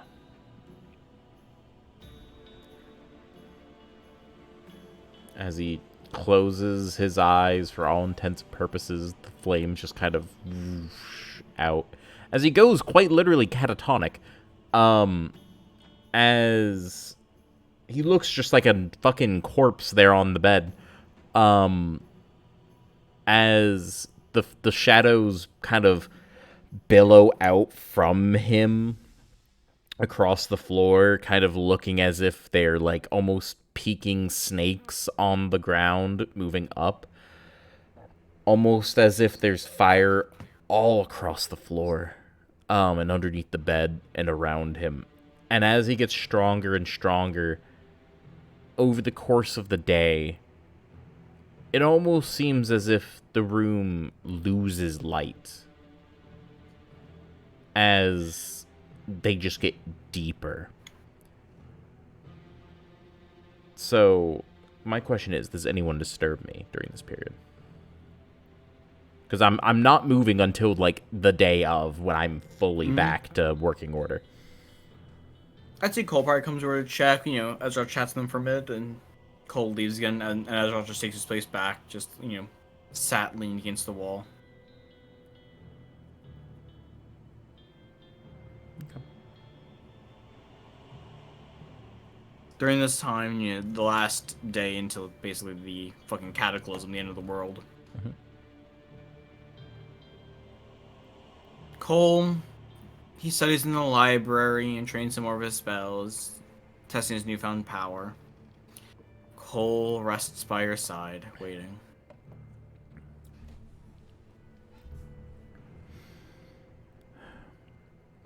Yeah, I'm just gonna look fucking dead. Mm-hmm. But the day of, when I finally feel my strength has fully returned to me, because I will have straight up been just laying there, resting, focusing on myself, pulling in energy from the surrounding lands, just small bits here and there, like a little bit from this plant, a little bit from this person, just absorbing it across the nation.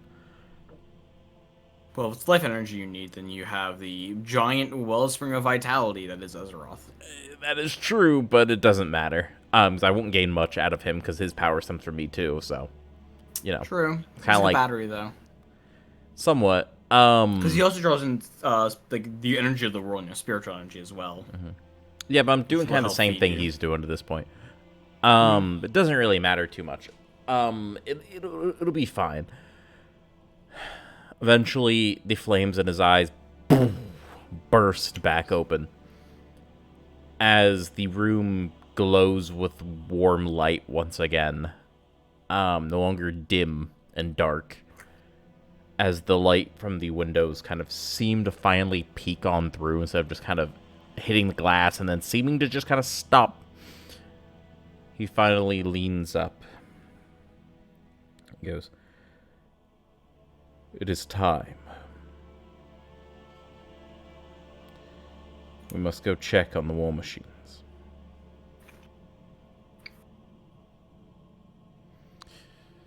Azeroth, go fetch Cole and tell him to meet me there. You see Cole stand. I see Cole. You see Ezra stand up. You hear him cough. As he stands, you see the gauntlets on his hands just fall off of his hands. Or new runes appearing on both of his palms and the tops of his because he has a the rune on one hand, the one from that you gave him for I think was his wrath. Yeah. A new rune appears on the top of his other hand, as well as a rune on both of his palms. As he moves, you see the boots he's wearing shatter, like just have fallen apart and have like decayed. As a new rune appears on his ankle, like on his shin. He looks down, the sword is even more cracked. And you can like, you look at his energy, you can see him just drawing in energy from all around him, like a vortex. He's gonna take a look at him and go, "Before you leave, do you have any idea what's going on with you?" He looks at his hand. You can see just the bags under his eyes, not from just being tired, but just you can see he's worn, like he's worn out. He shakes his head no. My power has grown substantially, but I am unsure of what ails me. Jim clenches his fist tightly. His fist turning white. No matter what it is, I'm confident I'll last until the end of these battles at least. I'm Gives you a gonna nod. walk over to him, place my hand on his chest, and go, "Be silent. Focus." As he brings his head down a little bit, and I'm gonna try to peek into him. It feels like you're peering into an endless abyss as you can see like an ocean of power that's trying to fill, but just there's almost there's an almost endless amount of space. You can feel it start to kind of trying to absorb your energy as well, like drawing more energy from you in.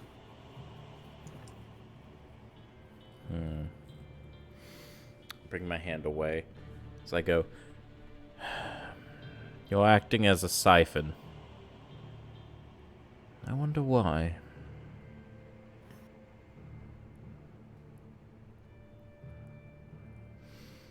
Does it have anything to do with your previous training?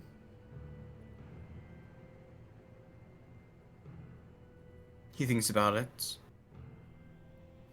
I trained originally to be an endless tide of steel. When I worked under you, originally, I trained my body to be a vessel for energy. It might be due to the increased vitality I gained from the extra divine energy. My body is simply a vessel too large to fill this quickly. This won't do. However, I know where there's plenty of energy. The other divine, they'll have more than enough. For now, I'm sure you'll be tired until it starts to fill. You'll just have to consume them. Much like I used to. And then once this is all over, you return that power to me. So that I may complete my goal.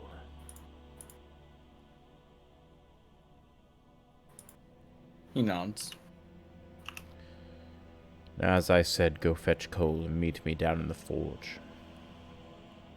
As he opens the door and just starts walking down the hall.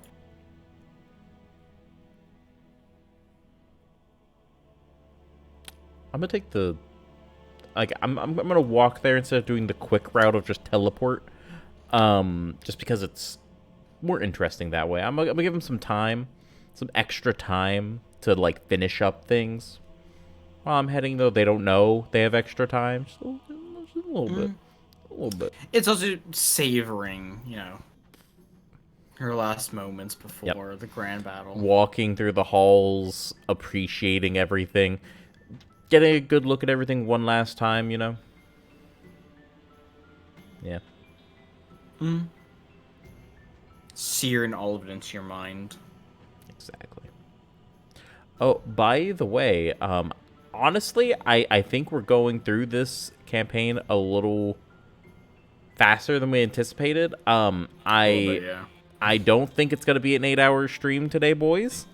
Just with how much content I'm pretty sure, like, estimated we have left. It might be a 4. However, this is gonna be quite jam-packed, I would like to think.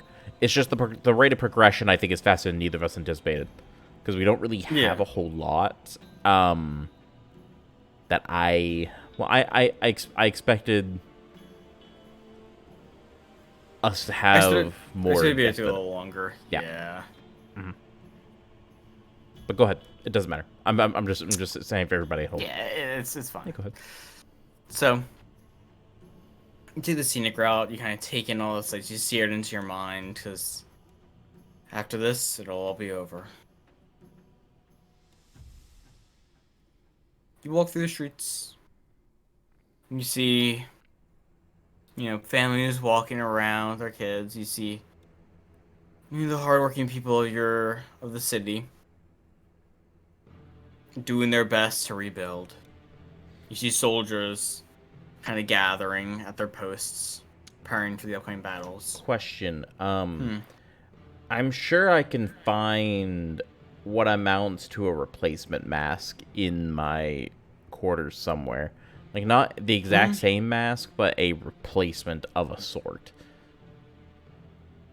Yeah. Yeah. It'd be even hard to fabricate one for magic, even. Yeah, I mean, shit, there you go. You know, just make one. Inside of that case, I'll just make a copy of it. Bam, put it on there. Go ahead. So finally, you reach the forge.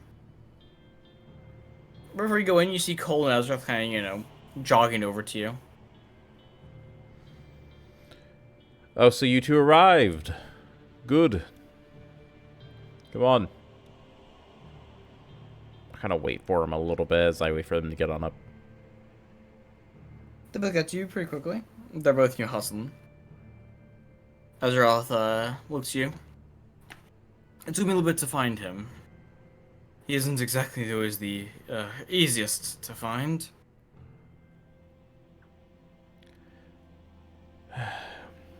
I'm surprised you don't know where he is normally. I could have told you, but I thought you would have expected him to be either in the library, out in the courtyard, or something along those kin. He was... Oh, our libraries are quite large, and it took me a little bit to find him. You don't know all the best spots. I'm not much of a reader myself. Cole, were you over inside the south wing of the library, where we used to read together all the time? He nods. Ah, yes. Gonna go It has the small best books. lighting over there. He happily nods. Let's come back over some old books for old time's sake. I understand. The nostalgia almost makes you second guess yourself. But nevertheless, we have things to be done. Come, the two of you. You hurry down into the forge. All of the smiths are hard at work, pounding out mass amounts of gear for the upcoming battles. When you head down, you see they're not giant, but they are like they're like 12, 14 feet tall. You know, they're That's quite big large enough. machines. Yeah, It's big enough. like the size of like a troll or an ogre in Yeah, a lot big of enough. settings. Menacing. You see about 100 of them. They are massive machines built of steel and magic. Complex arrays of spells allow them to move, each wielding a massive spear with a sword on their hip. I see the He's- forge masters around here. Yep, you see they're putting the last finishing touches on the last of the machines. Two of They do you. not notice you. They look over. The older one looks over. The younger one is still just hard at work. You know, finishing up the last few. You know, Are you two last few finished necessaries. yet? He helps down, walk over to you. Yeah, he just finished with the last rune or so. Then we can get him loaded up on the airship. Good. Get them ready. I'm gonna go meet with Now. He nods. Alright, you heard him. So get him loaded up.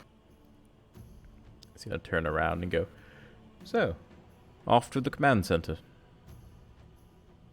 They both nod. Cole leans over. Are taking the faster route or the route in the scenic routes? Which would you prefer? He thinks. He says I kind of just pound his fist a little bit. Has to do with the faster routes. Sure. He'll raise his hand on up. Swirl, open a portal. We'll walk on in. You walk straight into the command room. You see Now just kind of sitting in a chair, leaning back, one arm and covering his face. Just like, He notices your presence, looks over. Notices your presence and looks over. Ah, brother, I see you've come back. Yes, I've done what I had in this past week, and I've gotten everything in order. We have all men ready for a frontal assault. Yes? He nods. Good. I Yes. request as many troops as I can from our allies as well. Good. Let's see here. Let me go ahead and... As he walks on over to the door, opens it on up. A portal has opened. I guess where I'd be keeping Steve probably would be in my quarters. Probably. Just waiting there for me. Yeah, probably. So I'm gonna open up the door to my quarters as I stick my head on in and go, Steve, come on. You see Steve just kind of reading a book as he quickly stands up, walking over to you while still reading. He looks up. He says, it's time to take down that awful pantheon now. It is. Come meet Now. As he Now turns looks around. in, Looks over at Now, because he probably can't see him yet. yeah. He's gonna go, meet my new servitor. As he pulls the door all the way open. When Now lays eyes upon Steve, you see his eyes kind of glow a little bit. Okay, you see him put a hand on his chin, looks up and down. The craftsmanship is exquisite. I've never seen anything quite like it. It's because you haven't. So,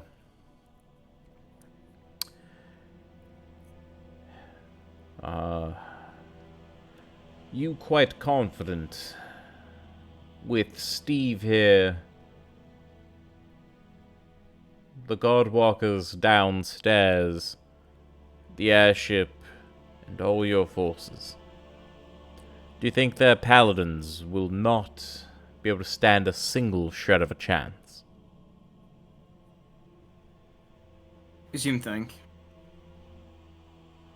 He looks to you. The forces that we have on our side, I don't think there's much in this world that can stand against us. Good. Remember, make the formations and then begin a prayer. As long as they have allegiance and their hearts are true, their prayers will be answered, and their strength will be legendary. Nevertheless, they will be durable. Quite strong. Only the Pantheon itself should be able to stand in their way, so all of those soldiers that they'll be fighting should be a clean victory.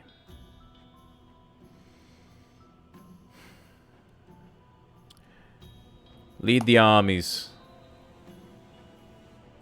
I will be on the airship. This will be the last fight. Nods. Hmm? Now nods. This will be the last fight we ever have together. Be the last fight that'll be needed. After this, our power will be cemented across the entire world. But there is not just one god this time we'll be fighting.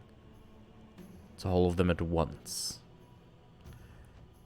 And even my father would have had a very hard time. I will not.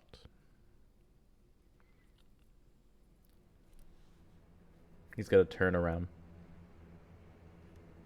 Start walking towards where the deployment area is. So I'm assuming he's very busy finishing up all the last bits of this shit. I'm just gonna get everyone ready out there. Prepare to head off. Do you go load up on the airship?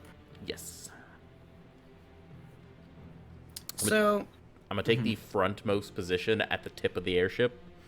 the airship is still underground, by the way. Yeah. So, as everyone loads aboard the airship, you kind of feel on the front of it.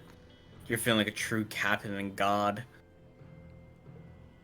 Although you do notice there doesn't seem to be a way out of the hangar for the airship. I figured there's gonna be a trick. No, you look up. The roof seems solid. He's preparing for a trick is the thing. Like, he doesn't know of one yet, but he's prepared for one. So both Smiths load aboard. Cole and Ezroth are already standing on the deck, as well as Steve. Chons and Hans have joined you. The Lich Boy. Yep, he's there as well. You always see he's right below deck, helping maintain the reactor fair. for the Fair. ship. Make sure it's maiden flight. It's first and only flight. Ends in success. The Smith walks up to you. Aye. All the Godwalkers we can fit on here are on. The rest are ready to be deployed at a moment's notice. Are you ready? I am. Hear him yell back. Alright, start her up. You can feel the intense magic signature from the reactor boot up and heat up. You recognize it, actually. It's the same as... nice. I'm going to look over at him, and I'm going to go, so how do you plan on getting this out of here? You see her with his hands together? We've been messing with some magic. This is why it took us so long to create this beauty. I see. You might wanna hold on. What do you... See, Feel space warp around you as the airship teleports outside. Bro, I feel like he's just over here. It's like, wait, what do you... And just... Yep, how you said it just teleports outside. And that is... Fun fact, that's actually a mechanical thing, by the way. Nice. The owl of shifting space. Nice.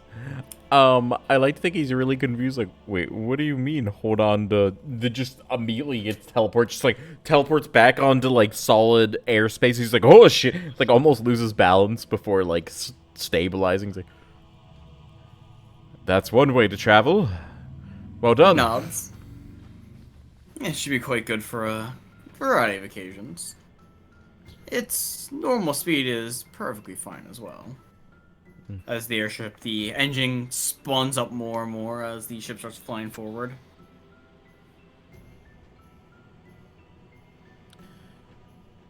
He's gonna put his hands on the railing and just kind of look on out into the distance while he's waiting, by the way. So just for frame of reference of what I'm doing. As you do that, as you fly out, your watching of the terrain gets interrupted by the sage and the younger forge master. You see the forge master looks a little nervous. Get the... Now, as you think of your plans, the young forge master is holding a gilded silver staff. He falls down to one knee, offering the staff to you. I noticed you don't have a staff anymore, my liege. I created a new one for you. I know it won't be as good as what you had before, but me and the sage worked hard on it. I hope you would accept it. I'm gonna reach down. I'm gonna take it. Take a hard look at it. The craftsmanship of the staff itself is quite exquisite. It doesn't hold any fancy powers, but you can feel it magnifying your magic multiple times. It basically acts as a battery and amplifier for your magic. Okay. It's the rest of the accumulated dominion of the Forge God and the Sage, all into a single item. Nice. So what I'm gonna do, look down at him and go, thank you. This will do quite nicely. We'll have to put it to a test soon enough. Got a fucking ad. Oh, did you? Damn. Yeah. It's okay. I didn't know. That's fine, because let's force music again. Anywho, yeah, I'm going to just have it float next to me because I'm sure even though it doesn't innately do that, I can just hover it there. So I'm just gonna be out there gazing off.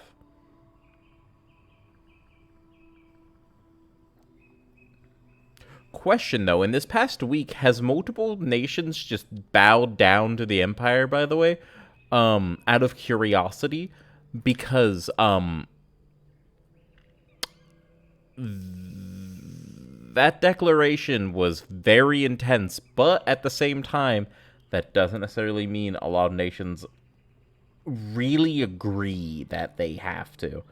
I'm just curious, did they? Any at all? A lot of smaller nations kind of see they're going to go against the major pantheon, and are like, alright, fuck it, Blaze of Glory, let's go. Some medium ones are like, after the whole thing of you defeating the other asshole god, and then this, they're like, okay.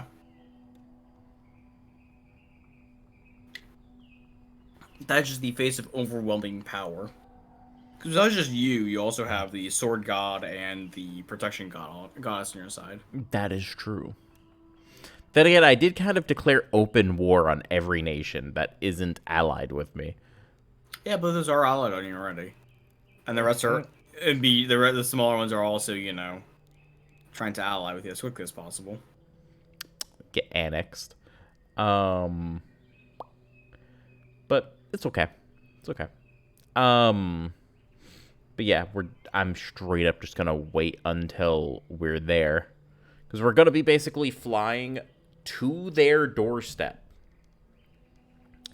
And all of the other soldiers, essentially, logistically, very hard to get them up to that front line because it's probably very, very, very, very far away. But it's not like we're going there and immediately attack. We're going there, putting up camp, and waiting on them to arrive. You know? Yeah, you probably said like probably a day travel out, near the border, but not like right on the border, and then you get prepared and set up and everything like that for invading. I would just either that, or if you want, we could always do like a end game Avengers style, opens up a bunch of portals. I was gonna say, yeah. One of the groups that pledged loyalty to you is a small group from an underground nation that's previously lay dormant and silent, which honestly could have stayed completely under the radar. But instead, seeing your power of theurgy, decided to come out. The School of the Black Spire. The Students of Theurgy. The largest congregation of Eldritch in the world. Woo! They rip open holes in the Night Road. Let's go. Creating massive rituals to move the formidable force up to the front line. Let's go. End game now, boys. Bro, it's gonna be a bunch of portals, people marching armies in and everything. It's gonna be great. So yeah, basically, we're gonna fucking teleport on over there, fly in, and then when we arrive, that's gonna be our battle plan of just like basically, we sound the horn. I'm gonna do some magic, and then portals. So yeah, just let me know when we get there. Let me know when we get there. Okay, it doesn't take very long, but yeah, you get there pretty quickly because the ship itself, it moves fast. Oh yes. So say a turn is 10 seconds, right? Mm-hmm.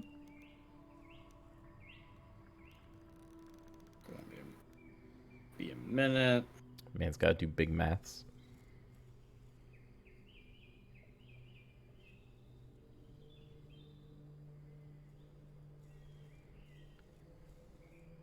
It moves 777,000 feet per hour.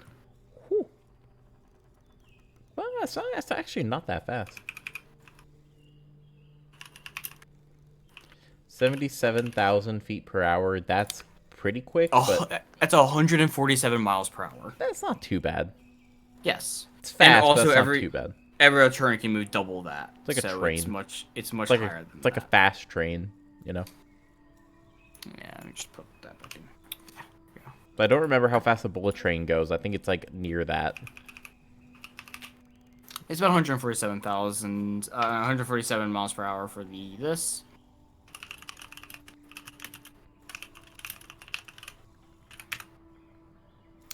Similar. They're 275, so they're faster, but that is also not count. This is A, is air travel, and B, it's not counting the teleportation, because that's not a limited ability. That's just something you can do like every turn or so. Ah, yes. So basically, And teleport, move quickly a little bit.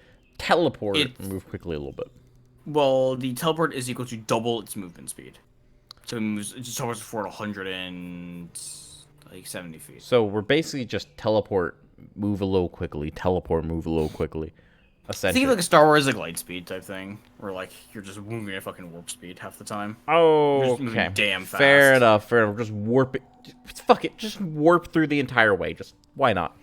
Yeah, basically, because every turn too, so you're just constantly just teleporting. So, yeah, it's just like a flat, like an after image as you just fly through the sky at incredible speeds.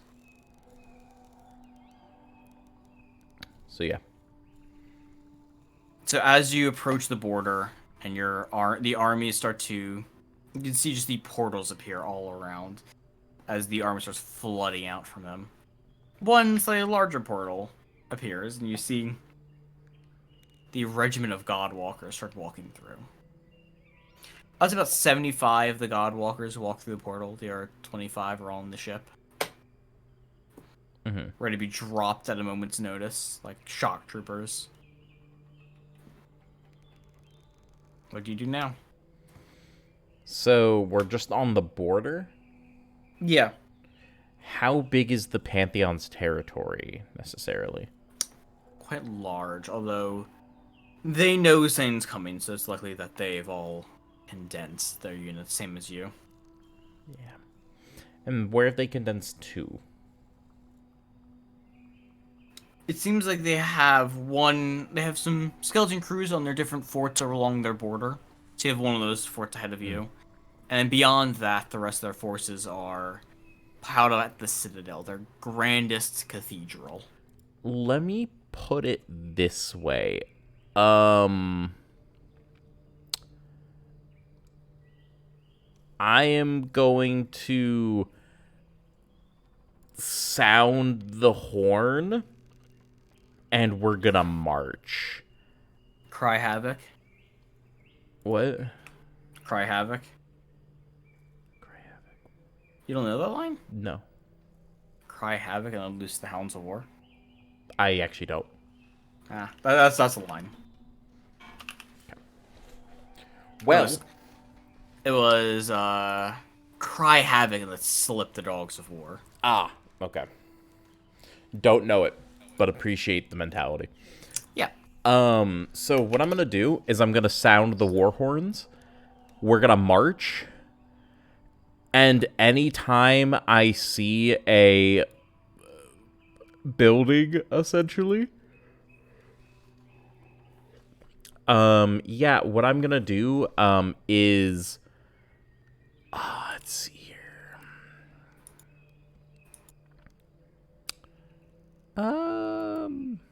So what I'm gonna do is quite literally, rip open a massive cloud vortex and summon forth a meteor swarm on them. Like, not just on meteor, the fort. yeah, and not just like, oh, a bunch of rocks fall from the sky. I mean, like, one giant fucking 300-ish foot fucking rock from the sky, and a shit ton of little ones that just crashes into them. Like, I see a big fort there inside the distance. Summon forth massive rock. Like, they're gonna see the vortex in the sky in the distance. They'll be like, what is that? Bring up binoculars. Gonna be like, the fuck is that in the distance? It's an airship. What's going on? As I see, like, down below, trees falling and all this, that, and the other, but not really able to see what quite yet. As they look up in the skies, they're like, is this the power of a god? As you do that, you see Cole kind of raise two fingers to his face as he starts chanting. You see mass amounts of runes are appearing across the faces of the meteors. As they fall from the sky and as they slam into the fort, crushing it. The runes glow with hellfire. As they hit the fort, the meteors explode on impact. Nice. Bro, have you ever, in case anyone doesn't understand here, this quite literally looks like a giant fuck-off mini moon slamming into the terrain, causing massive craters. And then they, right after the explosion of them hitting the ground, just explodes like a massive bomb.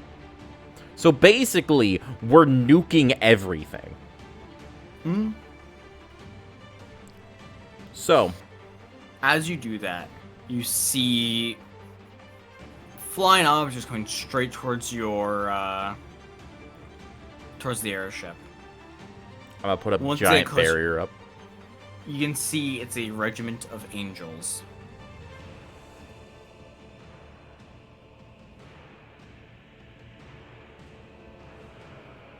Yep. You see them trying to slash through your barrier. Okay. So yeah. You see Cole raise his staff as he just swipes it through the air. A single spear of flame appears in front of him, flying towards the angels. You dare not show respect. Watch what that gets you. As you see the single spear fly through the sky, it explodes out into dozens of shards of flames that all slam into the angels, eviscerating them. Ooh, disgusting. Love it.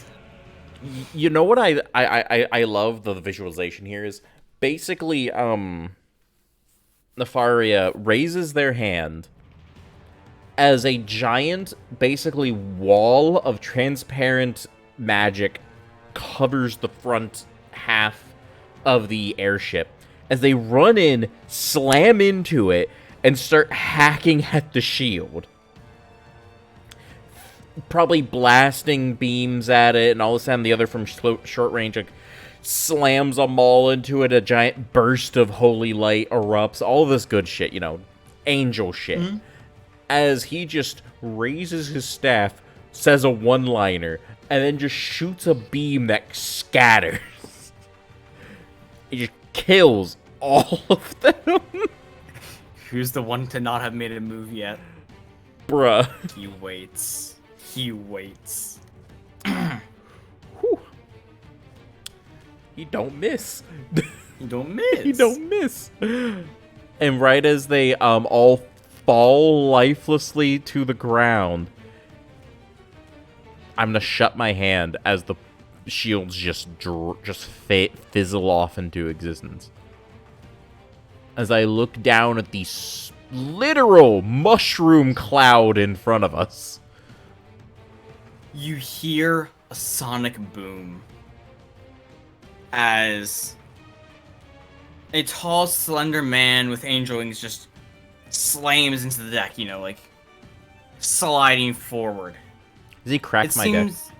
No. Nice. That's just too fucking reinforced for that. Nice. He lands with a great amount of force still. You can tell it's the he's pretty strong. He's probably a level like 7 or 8 Godbound. Luckily the divine of this fort. He wields a spear, and as he thrusts it towards you, you see Ezroth grab his face and just slam him into the floor. Bro, vibe checked him hard. Mans ran in like, all right, I'm gonna rock your shit. You dropped your guard. I'm rushing in. Yeah, and then Ezroth rucks on in. It's like, hey, don't miss. Yeah, boosh. You see Ezroth throw him up, like probably 2 feet in the air. You see him just kind of grab his sword, lackadaisically, and just kind of roll in front of him. The body, as it falls, mist hits the deck. Oh, accuracy's a bitch. Did he just splatter him across the deck? No, it looked like one swing, but it wasn't. He basically anime slashed this man. Ah, yes. Into nothing. Sword in, sword out, sword in, dead. Cool. Essentially, yeah. Cool. As he resheaths his blade. What happens to the angel man? No, that's what happened to him. He just completely eviscerated him. Ah, yes. Okay. So basically, sword out, sword in, man's turns into mist. Nice. Okay, so he does splatter him across the fucking floor. Cool. Yeah. You see Cole kind of wave his hand, just the winds pick up a little bit, washing away the blood. How dare he make a mess on a brand new airship. I'm gonna look over at Ezrath and go, try and keep your messes off of the plane, please. Looked over and goes, he nods. Anywho, now that that mild inconvenience is dealt with, let's see here. Is there any survivors? As he kind of walks over to the edge and looks on down at the ground. Any survivors are quickly being dealt with by the massive Godwalkers that are just rushing through the area. Yeah. And as a mob, these things are just... They don't count as mobs technically, but they just have high enough to hit regardless because of Iron General. Yeah. That they're wielding giant spears. Do you know how powerful those are? Really strong. Yeah, they're straight damage. That's why. Yeah. Like a D12 of straight damage. And they don't miss, so it's just bop. Yeah. The thing is, the Godwalkers don't need the immunity thing because they already have good enough AC and good enough HP that are fine.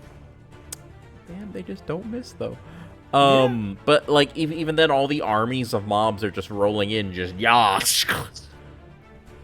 as you go through. And there's so many mobs that are here. This is a full, like probably 2,000 man army. More than that. More than that. There you go. Massive army. Nations. It's probably a few hundred vast mobs. Yeah. And they are terrifying. So, yeah, I'm just waiting for the next bit of civilization as I stand there with my arms behind the small of my back, just watching from the tip of the fucking airship on the outside deck. As you push through their territory, you raise anything that stands before you. And anything that doesn't get just destroyed by the army of Godwalkers, you see the a front part of the airship open up, and you see a small red crystal in the front of the airship. You see it gleam with a malicious red light as a beam of energy swipes through a horde, cutting it down. Question. As I see this thing charging up, I'm gonna put... Can I do something a little fun?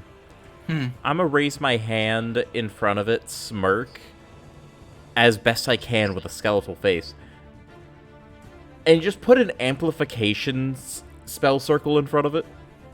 It does not need it, I'm telling you that. I don't give a shit, I just wanted to eat the fucking ground, bro. It's already doing that. Do you want to know how much damage it does? How much? 4d20 straight. That's fuck it. Let it do like 20. Just fair enough. Cut it's already through the mountain. It's already instantly killing all lesser foes. Just cut through the mountain. Sweep across the landscape. It doesn't just cut through a mountain. You see it just completely the mountain's no longer there. Good. Makes the beam wider. Makes the beam stronger. Just right straight through the ground. Love it. I mean, it's already a beam 300 feet long and wide. It just eats like it just eats like a crazy amount. Yes, sir. And finally, you arrive. Like throughout the day, you're just rushing through their territory, burning everything to the ground. Finally, you reach the Citadel. Nice. Oh, also, fun fact, I did not loop any of the common music. I just had so many common music stacked up that I just going through all of them. Oh yeah, no, you're good, I'm enjoying it. It's good, yeah. You defeated the boundless arm. I don't know, let me just get the... There we go. As you rush through the territory, you see just a figure appear in the sky. You can tell it's an illusion. But you see a man in ornate armor, a pure white mask on his face, two sets of wings flare out from his back. And where is he? Draw your attention. He's just a giant floating figure in the sky in front of you. Ah, how far? 300 feet. Gotcha. So did he just appear there, or? It's an illusion that appeared. Yeah, as I said, it's an illusion that appears in front of you. You can tell it's an illusion. Hot-headed child of the dark. I see you decided to throw a fit and attack us. Do give us a good show, and we'll be waiting. Hopefully you'll be more impressive than your predecessor. I'm gonna fireball him right there, even though I know it's not gonna do anything. It flies through. I'm not even gonna give him any regard. I'm just gonna raise my hand, smirk, and just boom. You seem to look at the fireball, back at you. Did you really think that would work? He's gonna look up and go, no. But it made you shut up for a moment. Now please stop bleeding my ears with the sounds of your voice.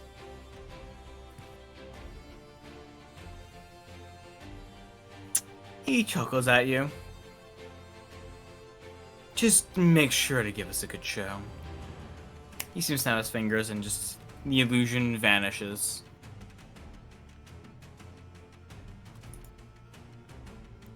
From then on, you don't see any more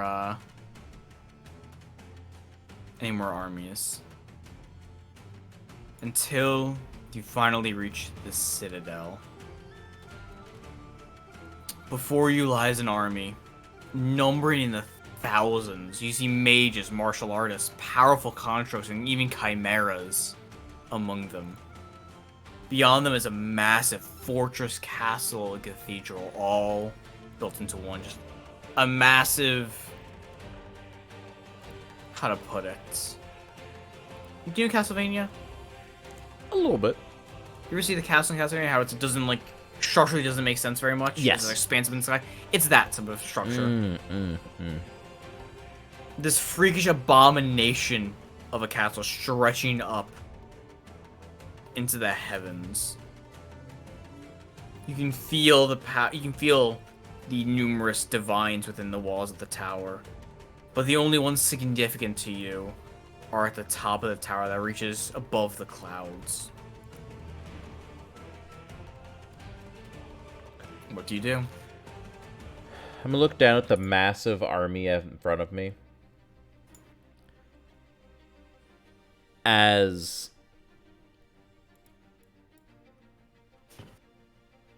I take a look at all of them.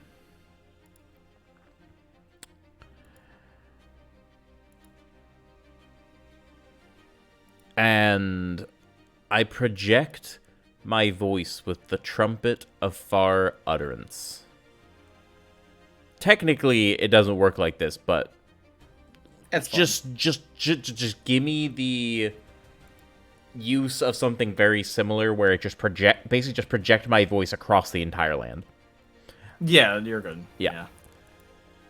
As I say forth,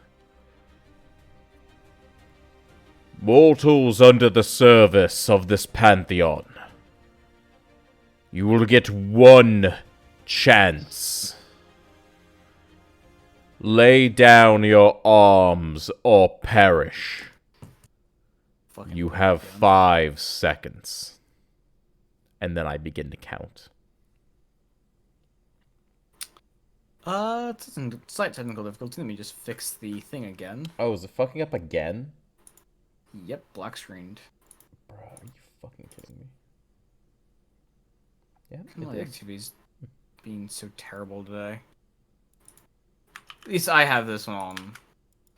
I have this one on easy wrap. I can just throw it back on there. We're good. Gross. Okay, well, we're back. We're good. We're good. Strange technical difficulties today. Yeah. But yes, I literally start counting. Like 5, 4. Then As you count, you see Ezroth kind of drop down to one knee. He brings the fist up. Basically like a miracle animation from Elden Ring. On one knee, has his hand up. You see the magic rings are appearing under him and trying to build out, build out. Mm-hmm. And as you hit one, and none of them have retreated, none of them have moved. You see Cole stand up, draw his fist upwards, drawing all the back circles into his fist. I'm gonna raise my hand. He looks to you, looking for confirmation. Permission to burn the heretics. No need. As I float onto the very tip edge of the ship, where they can all kind of see me. If they can see the ship, they can see me at least in passing.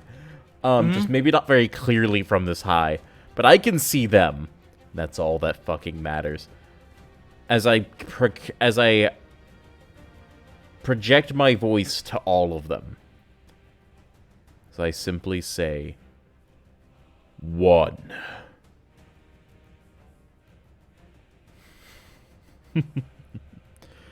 So be it. Die. As I use authority. As they all fucking die. All you see, the knights just like cover their ears, and you see their ears bleeding, their eyes bleeding. So just drop, massive swaths of them drop dead.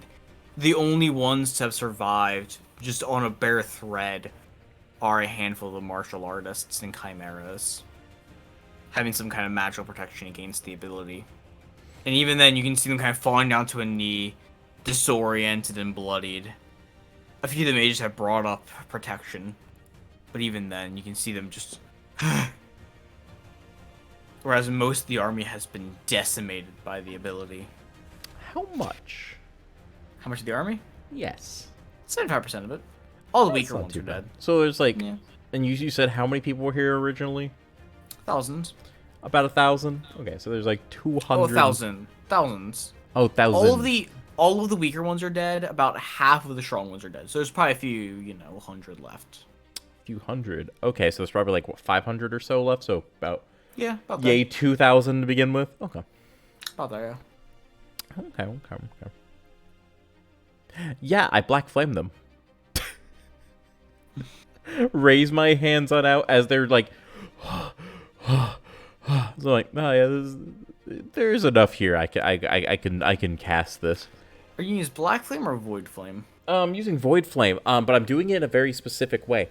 I'm gonna raise my hands on out as darkness envelops the bottom shadow of the airship, coalescing into a giant sphere underneath, almost like a drop of water falling from a platform. It all just drips down into this giant black sphere. And then shoots out rays of fucking black lines that sharply turn through the air, slamming into all of them. As it gets closer to them, they can see it's not, like right before it hits them, it's not just a line of pure cylinder darkness. It's quite literally a cylinder of fire coming at them as it just pierces them straight through the chest, immediately engulfing them in black flame. The moment they're hit by the flames, you see it clean shoot through them, and then just their veins start to turn black as their bodies burst with black flame exploding, or just turning to ash. Finally, after all this havoc has been raged, you see the front doors of the Citadel open as an army of divines come out. Some wielding powerful weapons, others powerful magic, some with bodies strong enough to lift mountains. You see Ezroth look to you as he nods and goes, "I'll deal with them." Both of you shall. You see him walk to the edge. Cole's already put in a lot of efforts. I wonder what other kind of abilities you've gained, though. As you see Ezroth just kind of fall backwards off of the side of the airship. As he falls, I'm gonna look over at Cole and go, "Remember when you asked me if it's time to burn the heretics?" He kind of waves his hand in a "there you go" kind of way. He nods. You see him take this ball of condensed magic that he had created before. You see him open his mouth. His jaw goes from being that of a normal person. and you see his teeth transform into that of a dragon as he chomps down on the ball of magic, jumping off the side, his magic condensing. As he falls, he kind of curls up into like the fetal position as his magic coalesces more and more, flames bursting from his body. And as he reaches the ground, he's just a stream of flames. He pulls up, the wings flutter out, and he becomes a dragon. A massive skeletal dragon, inlaid in the bones is powerful eldritch runes. Inside of the skeleton is just powerful flames filling the void of his body. Let's go. The flames turn a deep purple as he breathes in and breathes out dark purple flames.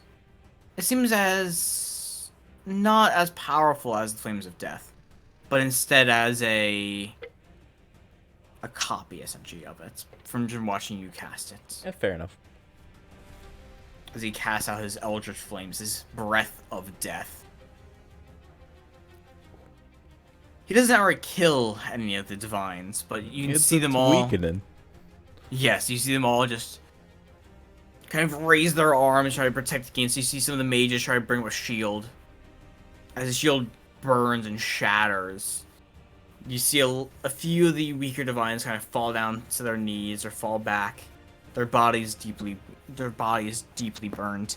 But you see one of the ones at the front kind of fling his arms out and yell, "Is that all you can do, you sorry lizard?" And as he says that, you see Azeroth had walked past him. Suddenly the man's head is in the air. Nice. Azeroth hasn't even drawn his blade yet. Nice. You see him just clenching and unclenching his hand as he uses a small cloth to clean the blood off of his hand. I love this man. The others are looking in absolute terror at what they just witnessed. You see Azeroth simply draw his blade. He looks at all of them and goes, none of you are worthy. As he stomps the ground. The ground shatters, bringing them all off balance. You see him raise his sword in the air. Cole breathes flames out onto the blade as he channels the fire from the breath, along with divine energy from the blade itself as he swings it out. A wave of purple flames rushes over them, along with divine light, disintegrating the other Godbound. By the way, as they're doing that, faster than thought, Abacast Meteor Swarm on the Citadel itself while they're doing that. The Citadel is very reinforced with magic. Oh, I'm sure, but I'm gonna bring down a small moon on this thing. Like, quite literally, I'm gonna take 3 full turns to charge this bad. I'm gonna drop a fucking moon on this thing. I'm not kidding. As you drop countless meteors and countless giant moon-sized meteors on it. No, hold on. No. I mean, I'm sending 1. Okay. Like, I'm taking 3 turns. Like, they can do whatever they want. 3 turns, I'm charging up a fucking moon. Like, not a full-size moon, but one that might as well look like it. And it's just the density of God. Yeah. As this giant, you see the sky open up. As a massive hunk of stone. Which is black stone. Question, what are they doing in the Yes. meantime? Like I said, I'm charging it up for 3 full turns. What, Azeroth and Cole? Yes, because I'm charging this bad boy up for 3 full turns, even though I don't have to. Falling back a little bit, because there's no way they're coming out, and there aren't exactly many more divines in the tower except at the top. So they're figuring out a way back up to the airship, more than likely. You see I see Cole kind of fly back up to the airship, awaiting further orders, as Ezra's just on the ground. Still no method of flight. Is Cole not going to just grab him and bring him up there? You see Ezroth kind of like breathe out, seem kind of get down in like a squatting position as he just grabs out his blade. You see him leap into the sky as he grabs his blade, a glowing divine energy, he swings it down, the recoil sending him higher. As he just tuck and rolls onto the airship. Actually, now that I think about it, all those divine that they Yeah. just murdered. I think that should be enough to fill him up. As He may not be Ezroth tired lands on the, anymore. as Ezroth lands on the ship, you see him stand up. The bags are gone, and you see him kind of holding his wrist as he flexes his left hand a few times. You see his eyes have shifted in color. They're glowing lightly blue. And his body is radiating energy. Nice. You feel something strange from him, though. As he breathes out, you can feel his breath getting slightly colder by the minute. Okay. Weird flex, but okay. This entire time, I'm at the tip of the fucking airship, just holding my arms up and shaking. As you feel power coursing through, your By the body way, shakes. Yes. Do you know where I'm getting this rock from? Hmm. I'm ripping it off of the moon. Like a portion of the moon I'm sending to the I'm planet. surprised you didn't just rip a hole open into space and just start sucking in the fucking tower at this point. Nope. Sending a literal chunk of the moon at them. Like As you a see mile or two wide, I'm sending a fucking massive meteoroid into the fucking... As the mountain falls from the fucking Yeah, sky, quite literally, yes. fire streaking off of it as it slams into the citadel, shattering and exploding. It temporarily blocks your vision with just the smoke cloud it creates. I will Smoke make a billows out onto the giant... landscape. I will make a massive barrier right after... Because at some point here, I will end up no longer needing to control it. So faster than thought, I'm going to make a massive barrier around us and our armies. Oh, get the smoke out? The smoke, the fucking shockwave, the fire and brimstone, all of that. Oh, don't worry. There's a massive wall of wind already prepped and ready to block any of the incoming debris or smoke. Fuck it. Courtesy of Cole. Still, work together. I don't want... He blocks the smoke and some of the sound, and then they like debris, whereas you block the shockwave with just a massive magic barrier. There we go. After it clears, you see the citadel has been laid to ruin, with the exception of a single tower reaching to the heavens. It seems like the rest of the citadel was built around this single spire. Its construction is ancient. More ancient than you could tell. With layers and layers of magic runes adorning its surface. You know you won't be able to just brute force it through, but you know at the top of the tower lies your foes. Okay. I don't know if there's any real use for our army anymore. Especially you raise such a big army. I'm like, you have the ability just to insta-kill people. Fuck it. You know, it's send a message, you know? Send a message. So your massive army stands outside. Like, well, that was easy. Yeah. Yeah, Staples button, you know, that was easy. Yeah. I feel like now is back there fucking awestruck. It's like, oh my god, is that a fucking mountain? Bro, what? Yeah, basically. But after you defeating boundless armies of the Pantheon, soldier, assassin, mage, all lie dead by your hand. As I'm guessing you're ascending ascending the airship up to the top of the tower. Yeah, basically, yeah.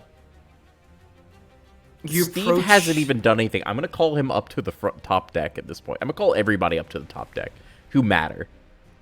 Okay, the Forge Gods are still underneath. Yeah, Make sure place runs. Are you bringing the sage with you, or is he just gonna keep working on it? Oh, the sage can get his ass up here. Okay. Yeah, he gets up too. Got Chance, Hans, Cole, Ezroth, the Sage, Steve, and myself. It's like 7 people. who want to throw hands with this pantheon.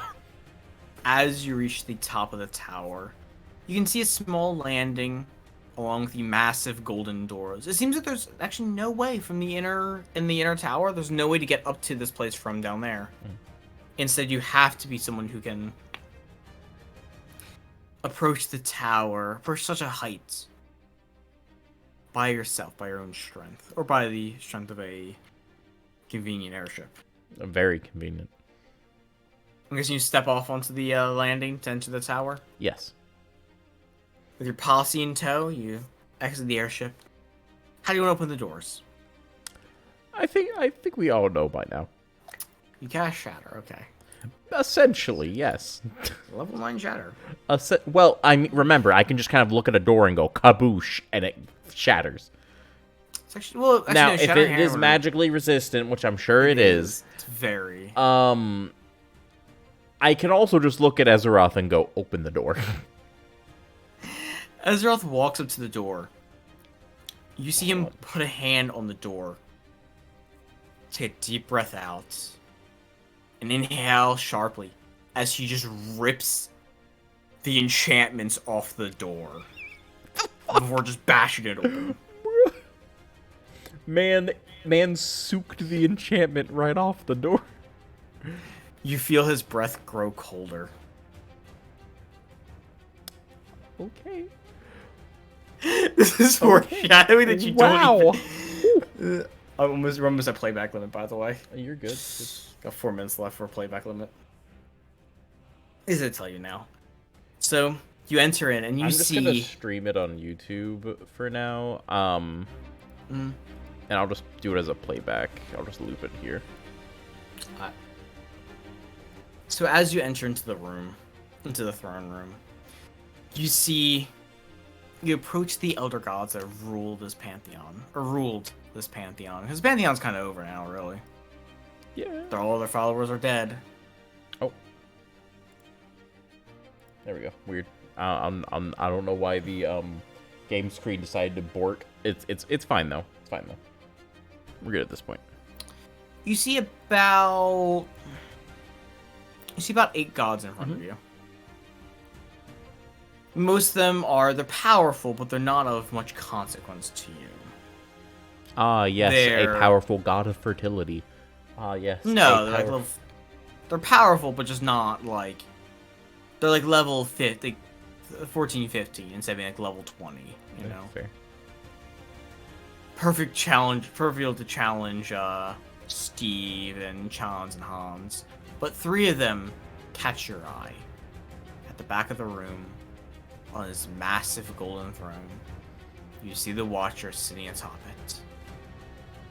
To his left, a god of the sword, wrapped in black robes, covered in golden runes, stands on his right.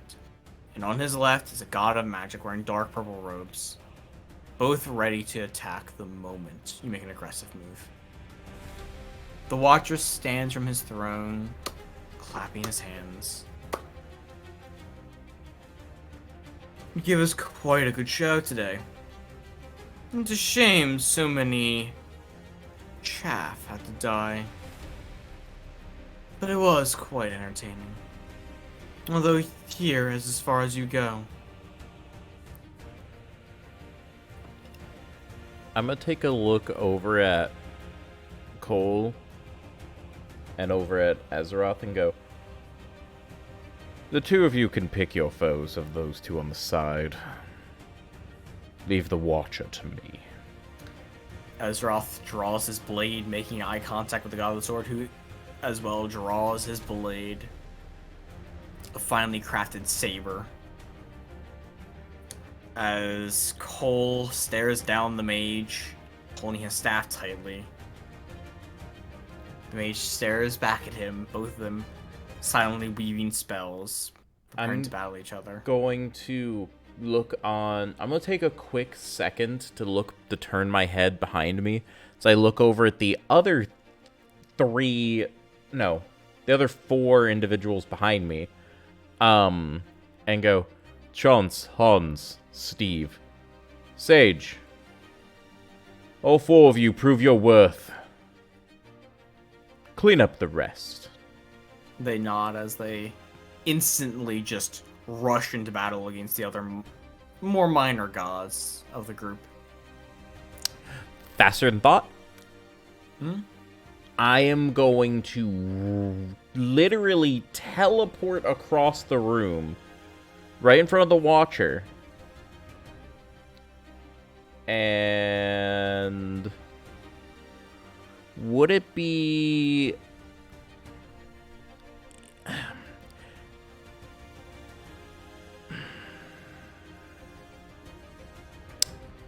teleport in front of the Watcher. And would it be improbable to use a might power here? Fine, which one are you trying to use?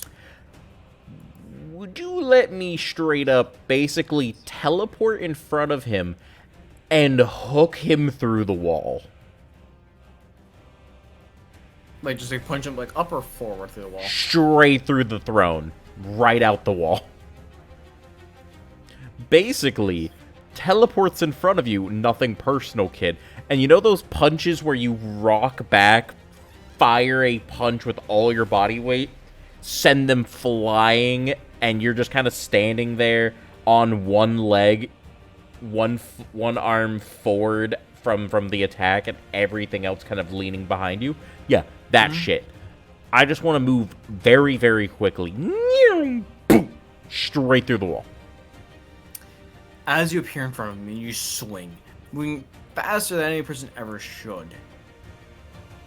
As you throw a punch straight at his head. It's an after image. He had ducked under your strike. Bitch. You see him look up at you, his eyes glowing gold. You think you're gonna miss something like that? I didn't expect to.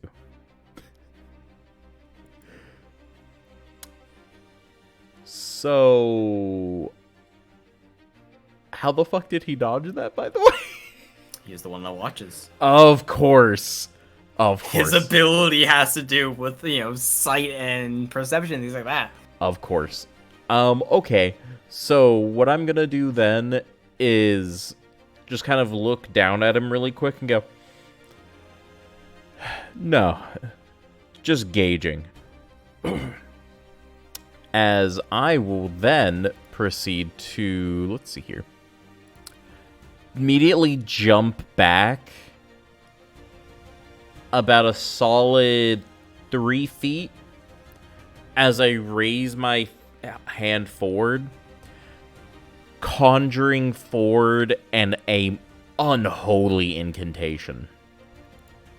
As you do that, on your left, you see Azeroth just move as if he was like basically a lightning strike, just warped across the field, slamming his blade down as the two swordsmen clash. While the two mages, you see them just constantly chanting spells at each other, each then countering each other's spells. What is this? Counterspell, counterspell, counterspell, counterspell.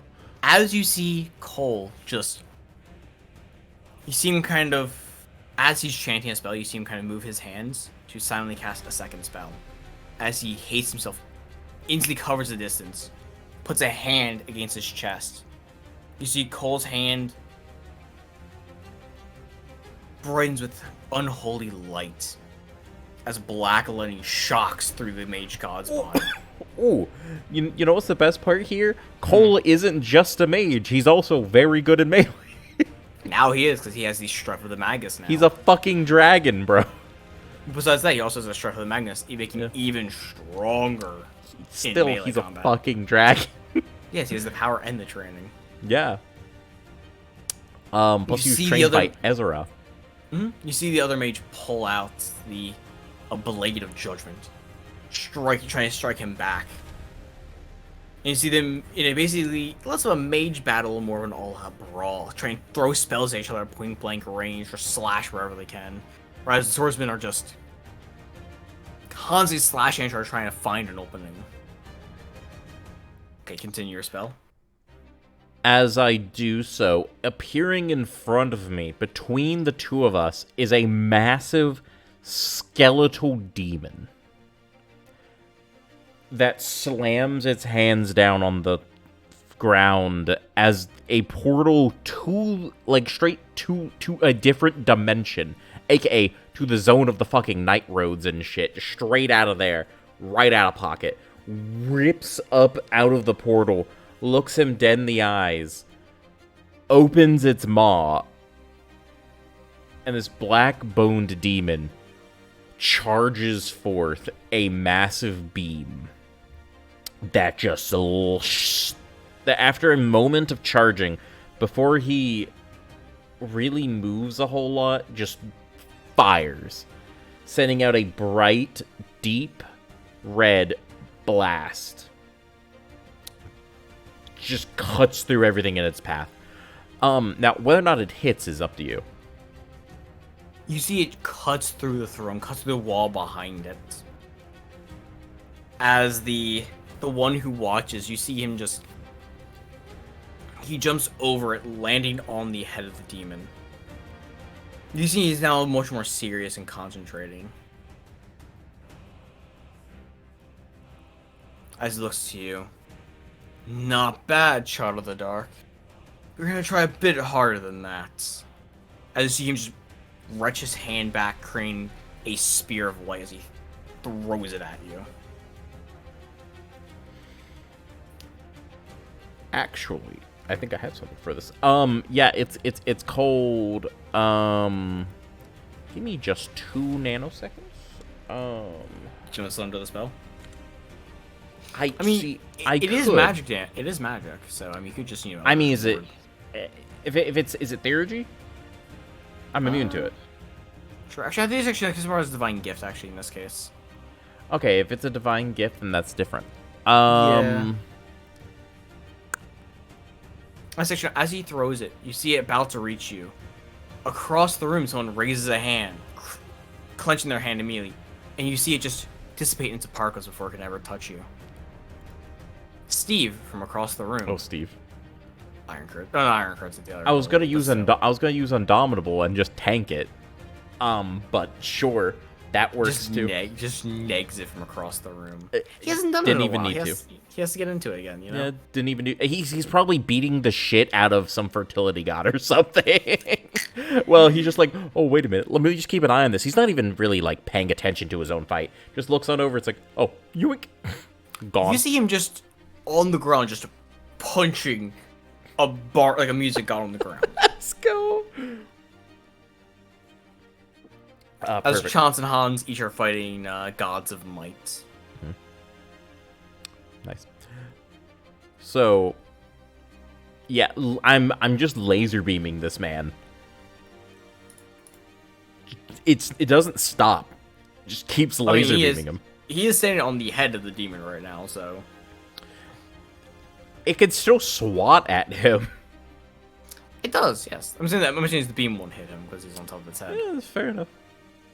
It swats him. He kind of backflips off of it. Now he standing just standing on the air now, standing like a small panel of light. He looks down at it. Swipes his hand across the air, creating about 7 tridents of light as he just sends them all at the demon, crashing into its head, pinning its head against the floor. I'll take a look at him and go, you know, this is why I don't try new tricks. As I look on over, as I shove my hand on forward, as a rolling tide of almost like Azeroth's waves come crashing one over the other, but it's darkness. As they reach on up and then burst into flames, I'm slamming right into him, engulfing him. He creates a cloak of light, wraps it around himself, grabbing the flames on and just throws it off to Faster than get thought. the flames away from him. Faster than thought. I sunder the fucking light, because I'm also a light god. The flames converge on him, covering his body. Actually, kind of- no. Better idea. Better idea. I teleport inside the light. Okay. I mean, it's like just a cloak made of solidified light. Oh, it's a close. I was imagining dome. Sorry. No, you just Yeah, got a no, cloak of light never, to kind of never mind then. Yeah, I can sunder it. You know why? Because I have command over that as well, just like he does. So I'm just gonna rip it off of him once he forms it. You see him kind of get covered in the flames. You see him just kind of draw back and just detaches his armor, throwing it off of himself to survive the flames and keep them off of him.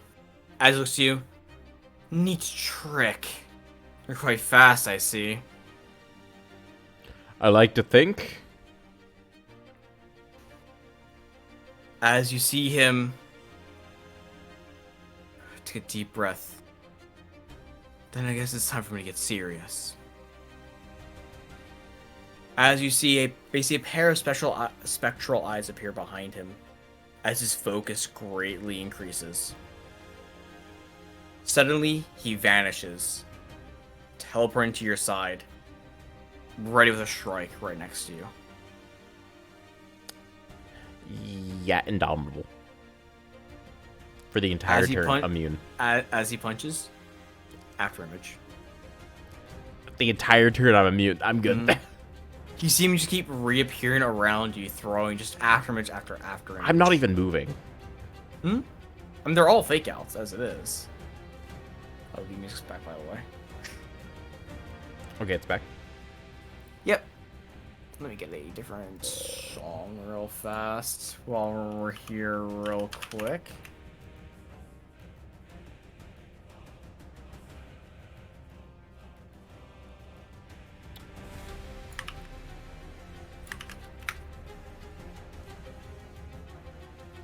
Okay, I'll go. Right after the turn ends, you see him appear above you, conjuring a ring of light as he is about to blast a laser straight down at you. I mean, is it a tangible attack? Yes. Then yeah, Unbreakable still affects it. No. Use the Unbreakable again? That's what I've been using. He faster than thoughts as well. It dispels yours. Shit. Question. As a beam of light cascades down. Okay. Shit. Okay. Steve.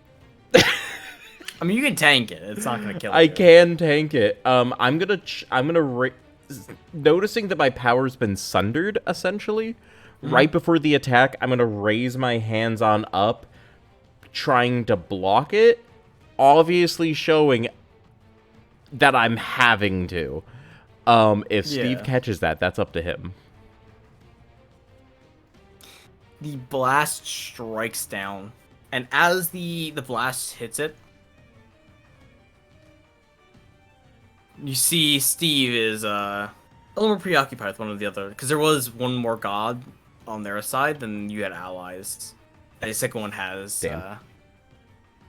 distracted him. As having to fight off two gods at once.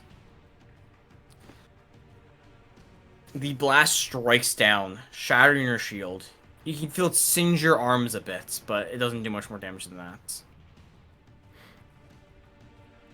As he comes to strike downwards with a blade made of light. Can I just sidestep? Yep. He steps aside as he slams into the ground, immediately jumping back, the sword disappearing, whipping out a spear of light as he prepares to continue the battle.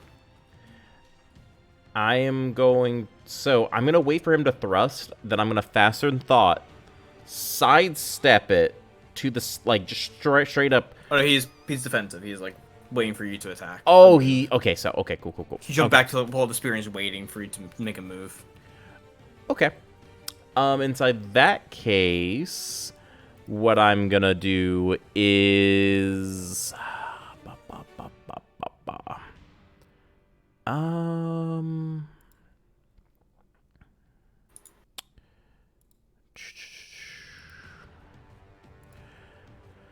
Oh, I'm trying to think here. Okay, so what I'm gonna do is quite literally,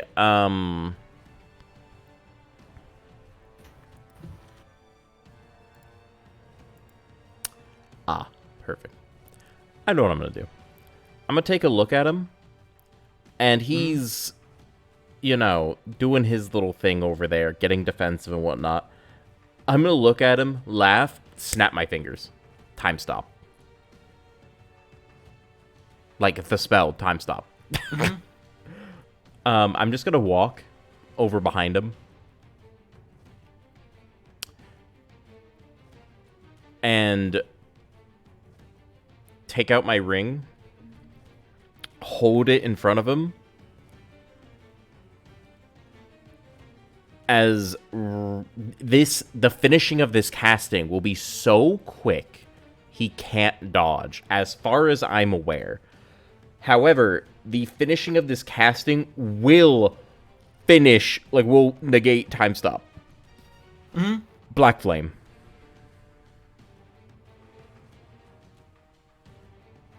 The flames shoot out directly in his face. You seem kind of Well, stumble I'm behind back. him, so I'm straight up putting my hand behind him and just straight into him.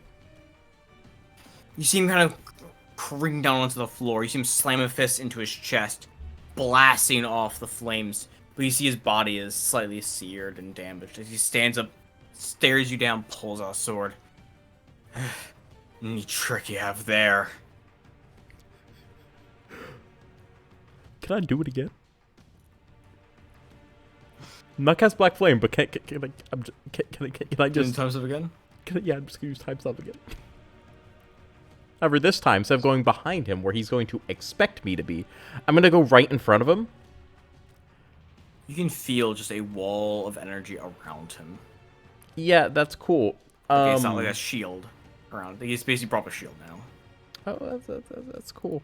I'm going to inspect it a little bit for, like, just a wee little bit. As I'm going to go ahead and hit him with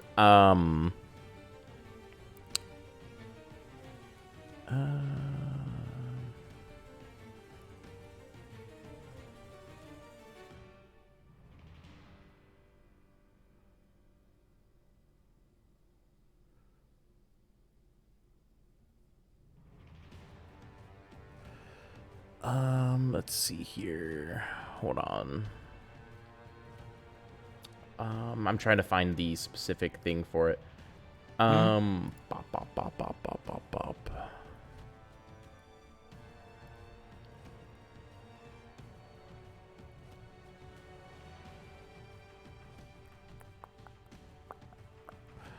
I am going to use...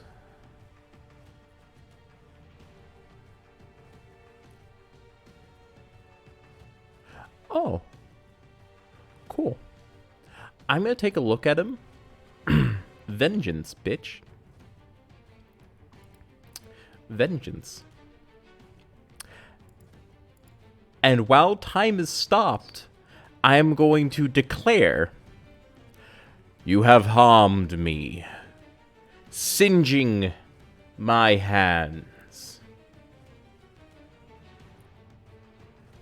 For that you are cursed. Final Reckoning, by the way, specifically Final Reckoning.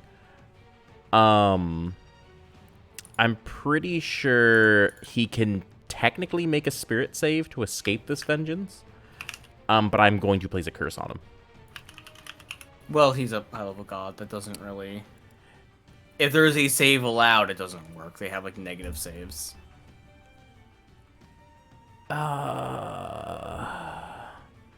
Oh yeah, it doesn't have it doesn't have an actual like even if they save they get XYZ thing put on. Ah damn. Oh wait, hold on. Actually, There's a way to damage him. It's not Cool. that you're gonna do. I mean, there is the Pursuit of Fury. So it's a lexicon power, by the way, boys. So I can apply effort to it, and as long as I thought you were gonna do blood for blood. no, because it's barely anything. No, because Pursuit of Fury disables his barrier. It says specifically you can dispel any short of divine materials. Hmm? Any short of divine materials. Anything short of divine materials? Hmm? No, like no. walls. It says it right there. Walls. It says it right there. You can dispel any magical barrier that lies between you, comma, destroy up to 10 feet per round anything short of magical barriers that bar your path, comma, and you can fly if necessary to reach your target. Yeah, it's meant to be like walls, not like shields. It's like barriers, isn't like physical like barriers, walls. Damn. Hence the feet per turn. Well, yeah, but that's okay. So I'm going with your ruling. I'm just saying. When you have multiple options, and when you have multiple things in a sentence like that, it's a shortening of and this. So technically they're separate instances, but sure. Damn, I was really hoping. I'm just saying in terms of what it's worded as, it's also just it's meant to be like walls, like how Shining Palm is barriers. It's physical walls. Damn, I was really wanting to use something in vengeance for once in this game. Blood for blood. Blood for yeah, but he doesn't do anything. No, he damaged you. So yeah, but he didn't really damage me that hard at all. Yeah, but still damage. You still fuck him up. I guess. For free. I guess. You know what? Sure. For funsies, I'm gonna look at him dead in the face. I'm gonna get right up in his face, and I'm gonna go, "You have harmed me. Let's see what you feel about this." As I flick him in the forehead, blood for blood. You see his body, you see the right where you flicked him, you see it sprawl out like searing gold. As he holds his forehead, looks up and goes, "You bastard." Petty burns like this will damage me.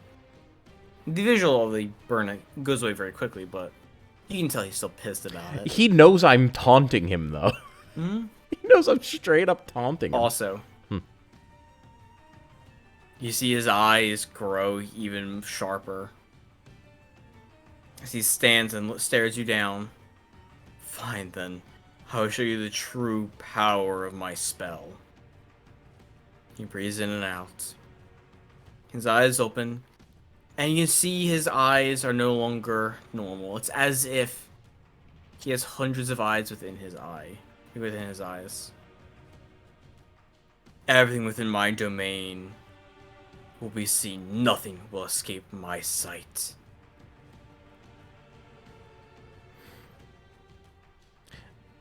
I'm going to just jump back, slide on the ground a little bit as I look up at him and go, "So, are you ready for me to get serious too, or are we going to keep doing this puppy shit?" Yes, do give me a good show. Let's fight properly, like true gods.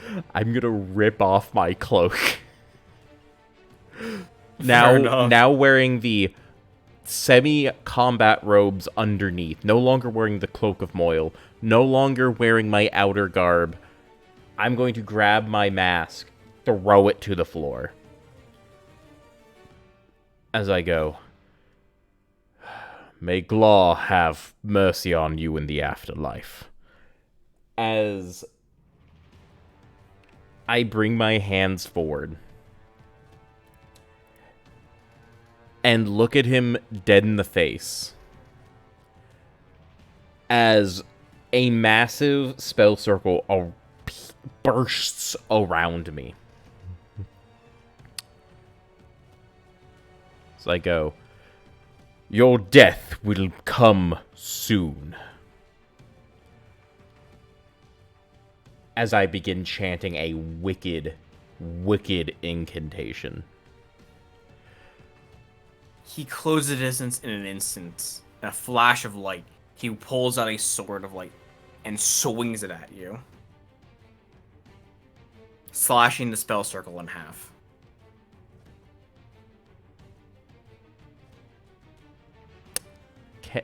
Can he hit the actual spell circle? That's more of a He's manifestation of magic than a tangible object. He's essentially sundering the spell. It's just a really fancy way of sundering a spell. Gross, my theurgy. He's gonna look up at him and go,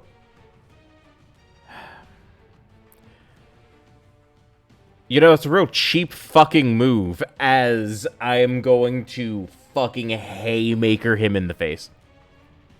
The body dissipates into a blast of light as he appears again a few feet away from you. Now staying much more refined with the blade and more like a rapier kind of stance. Says the one who flicked me in the forehead. It was merely a taunt. And now I'm taunting you. I am going to proceed to... I have very, very few good spells here that can actually do anything. Really, I only have Black Flame, and that's really it. That's my only kit. Because the thing is, I don't think any other spell is really going to do anything against him. The thing is, though, about this fight, who do you think's going to win? Your teammates or his teammates? That's true. You ready to gank the shit out of him? You know, I'm primarily taunting him to buy time. Because I can throw hands with him, but... you know? Hmm? Okay. By the way, as you're taunting each other, you look over and you see Cole has finished his bout. Standing over, kind of huffing a little bit. The body of the pulverized mage under him. He rushes to your side. I'm ready to fight now. Recover your strength, not yet. As I begin teleporting around the room. Quite literally, shadow to shadow, teleporting around the room. Each time I teleport somewhere, I'm basically just gonna be sending off small bolts of black flame at him. You're pestering him, basically. Pestering him, yes. He just easily is gonna slash through each black flame. His focus is still completely on you, though. Okay. Cole is just kind of on one knee, just drawing energy, kind of recovering his strength. You see Ezroth is still battling the sword god. He's doing well. The sword god is quite damaged. Ezra's taking a blow or two, but he's still doing quite well. Hey, you want to know something really funny? I'm gonna wait for a Clash. Thank you. Where they bind together. Just let me know when that happens. I'm gonna keep doing this. By the way, if he starts targeting shadows where I'm going to be, I'm going to teleport into light. Like right next to a torch or something. Just pew, pew, pew, pew, pew, pew, pew, just randomly around the fucking room. Just so he has to keep constantly keeping an eye on me. Just due to his raw strength, they're not going to bind very often. It's more just like light parries and stuff like that. Because even if it's for an instant, doesn't matter. Okay. After like a minute or so, you see them, just for an instant, their swords bind together. Faster than thought. I teleport behind him. Question. With my level of strength and how much I outclass this individual, do you think I might be able to vampiric touch, thrust my hand behind him, through his back, and out his front? No, remember, this is one of the higher level ones. That's like a high level god as well. Like yes, but he's also just fought the shit out of Ezroth for a while. You won't be able to just like hand through him insta kill him, but you can definitely just slash the shit out of his back. Okay, then inside that case, I'm gonna teleport behind him. Whisper the word right into his ear. Okay, what are you gonna do? You're farthest advancing him. Yup. You know he auto saves, right? Because he's still a high level god. Well, remember, it's the stronger version. Oh, yeah. Yeah. Yeah. Yeah, you know, You see superpower the- word kill? Yeah. Yeah. That. You see the curse kind of overtake him. Like, quite literally, I'm teleporting around, and right as I see this, I turn my head. The Watchman probably sees me turn my head for a split second. He's like, what do you do? As I immediately, whoop, teleport behind him. Die. And then he immediately just, You see Ezroth kind of, as he breathes in, draws in, you know, his energy using Vital Furnace, instantly regenerates himself. You see him grab the body of the swordsman, crush his throat, like crush the device's throat, as you see Ezroth breathe in and just absorbs all of the divine energy from him. I will take a throwing him substantial off. amount of damage from this, by the way, regardless. However, You feel a Vital pain in your Furnace. chest. Vital Furnace. You can feel your body getting slowly worn out, though, doing all of this. Oh, of course, of course. However, the pain I just endured, which is probably quite a bit, that's fixed. So I'm basically not damaged. A little bit, but not too bad. Do you see Ezra just fly across the room, immediately slamming his blade down upon the Watcher? Their blades bind. You see Ezra's blade crack more. Now it's just completely spiderweb cracks across the blade. As they clash again and again. Ezra gets struck in the chest and he's sent flying back. Vital Furnace bringing him back from the damage state he got sent into. You see him stand. He looks to you and goes. You see him put a hand to his chest. He looks and goes, "I have a plan." You do, don't you? All right, you can handle nods. that. What? You see him stare down the Watchman. He grabs his blade both hands. You see him breathe deep. The Watchman's like curious, like, what are you gonna do? You see his eyes slowly open. He vanishes, appears directly behind the Watchman. Nothing personal. Basically at like hip level, swings through him. But you see one of the spectral eyes stare, staring dead at him after he's teleporting. He just simply moves the sword over and blocks Ezra's blade. Ezra's blade shatters. And at that moment, you see him take his sword and stab it through Ezra's stomach.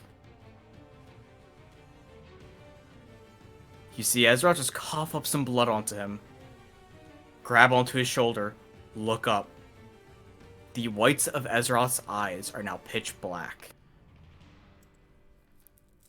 Basically blue, essentially just blue energy just coming from his eyes, as his breath is as cold as death.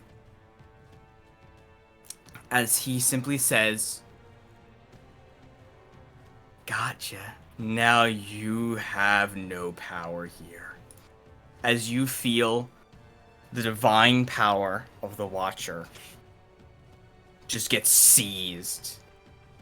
As the blade of light just disintegrates. As the Watcher falls back. Take a couple steps back, you can feel his divine energy wavering. And his abilities lessen to a great degree. Ezra's holding his stomach, still bleeding, unable to heal himself. Temporarily. As he kind of looks over and goes, "I can't hold it for long. Quickly. Finish him." Okay.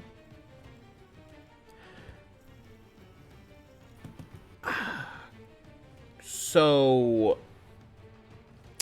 what I'm gonna do... Ooh. Yeah, so...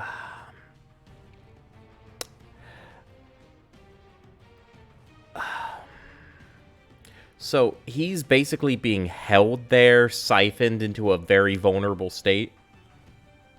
Actually, not being siphoned. He's just being suppressed temporarily. Okay.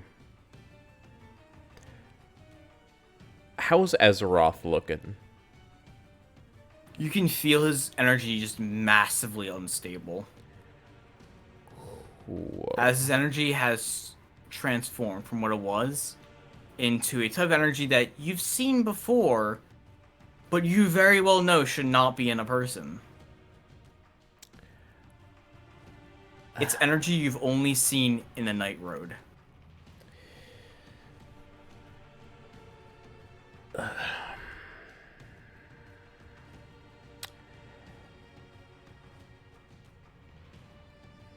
There's only one move to do here. Yep. Normal attack with a knife? No. The one move I've been memeing this entire game. Underneath them, I bring a clawed, both my hands clawed grip across each other on either side of my body as I grab reality itself. As I rip them to the other sides. The ground beneath them rips open. Jaws of God? It's the teeth of God. As they both get enveloped in... Well, no, they're not. He's not physically holding him right now. Because he took a few steps back. He's just suppressing his abilities and making him... Yeah, but this is an AoE. This is an AoE. Okay. Yeah. As it swallows them both into it. Now you might be wondering, how the fuck are you gonna keep him there? It's very simple. As he does that, it's like, as that rips open and basically drops them both into it,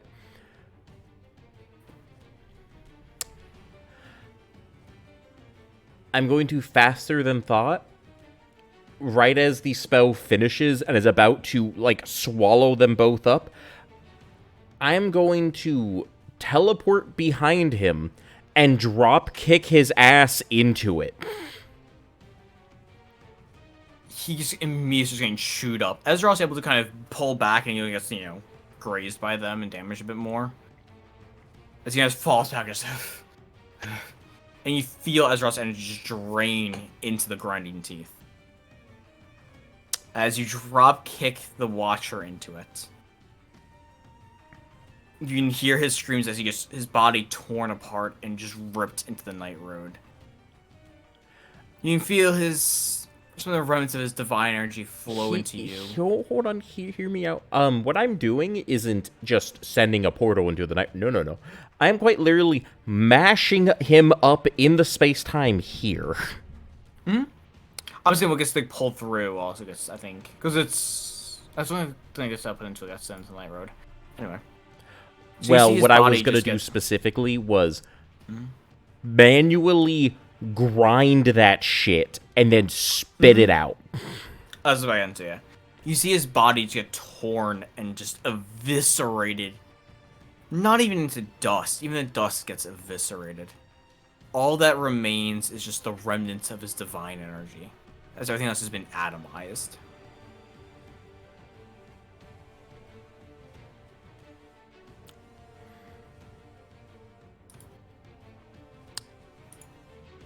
What do you do now?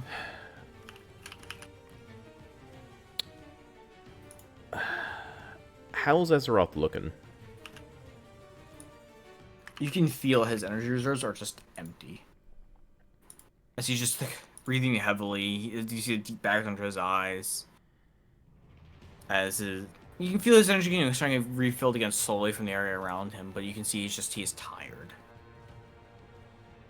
His eyes have gone back to normal.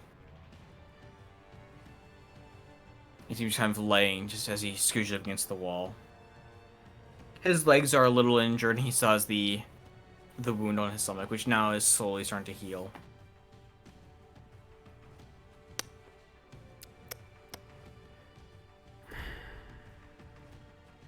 The fucked up thing is he has divine power now.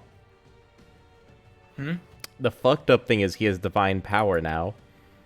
What, Azeroth? Mm-hmm. Yeah, Well, the other power he's been absorbing. Yep. Oh, he used it all.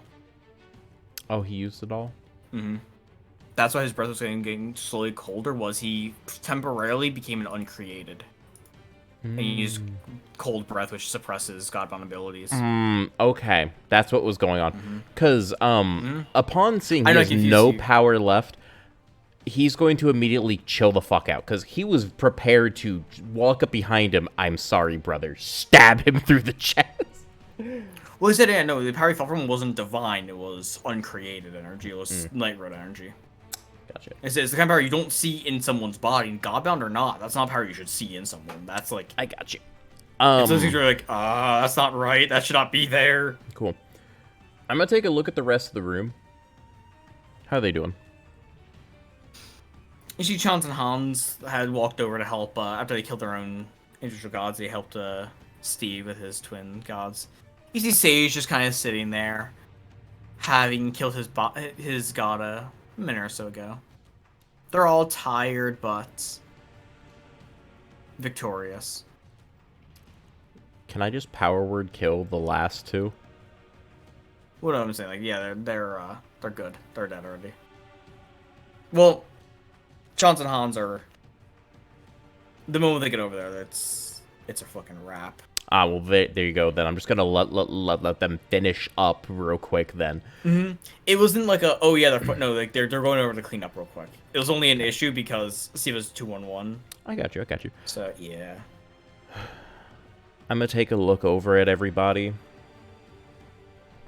As, the last fragments of power of the Watcher, is that still floating around right now? Yeah. Okay. I'm assuming it's like coalescing right now into like a sphere of some kind. Yeah, the little mode of light. Mm-hmm. I'm gonna walk on over, grab it, and eat it. You feel the power wash over you. You don't feel like it's still getting too much stronger, but you feel the knowledge as your eyes kind of... You can feel the golden glow as you feel the space around you. The new Beyond Throne spell has been obtained. Ah, yes. Forever Foresight? Yeah, basically, yeah. That's kind of what he's into, yeah. Yes, it's faster than thought all the time. Got you. More prediction. Yeah, fair enough. It's super precog. Cool. Basically, yeah. Perfect. But it's also just perfect perception of the area around you, so you can't be snuck up on and stuff like that. Ah, fair enough. Alright then. Inside that case, he's gonna finish plopping that in there, gain those powers. And then he's gonna look around the room as he just reaches his hands on out towards the fallen gods that were not absorbed yet, and just siphon their power from across the room. Do you give any of it to Azeroth? No. Ezra's sort of like tired as fuck, like, damn, I can use a god to eat right now. Tough shit, bro. I'm gonna reach my... I'm just gonna zoop all of it, like little motes of light trails rolling on in. Just going right into my palm, coalescing to a really big ball, and just... Oh. It basically all turns to kind of Dominion at this point. Yeah, basically. Yeah. You kind of have the upper limit of power you can get to. Yeah. I know. Yeah. Just clean it up. So, what do you do now? The world outside is burning. Now it's just you and your boys. Look over at Azeroth. Healing gaze. He still has effort. Yeah, his effort left, yeah. He has a shit ton of effort left, probably. Yeah, he has Vital Furnace, but he's just, yeah. He's probably tired, not necessarily injured that heavily. Yeah. But well, the thing is, though, about the stab, it was probably a thing of, like, it's been more than a round, so he wasn't able to, like, immediately heal that up. Yeah. You had to get close to the guy, whereas the grind to the guy's already healed up. You see the wound kind of stitches up more. You see him, that kind of, heal him up enough that he is able to start breathing a bit more steadily. You see him draw in a large amount of spiritual energy, as just a green aura covers him, as any fatigue or wounds that are left are able to be healed. Nice. I'm gonna take a look over at everybody and go, Outside. Let's return to the flagship. Our mission is done. Perona hurries out onto the ship.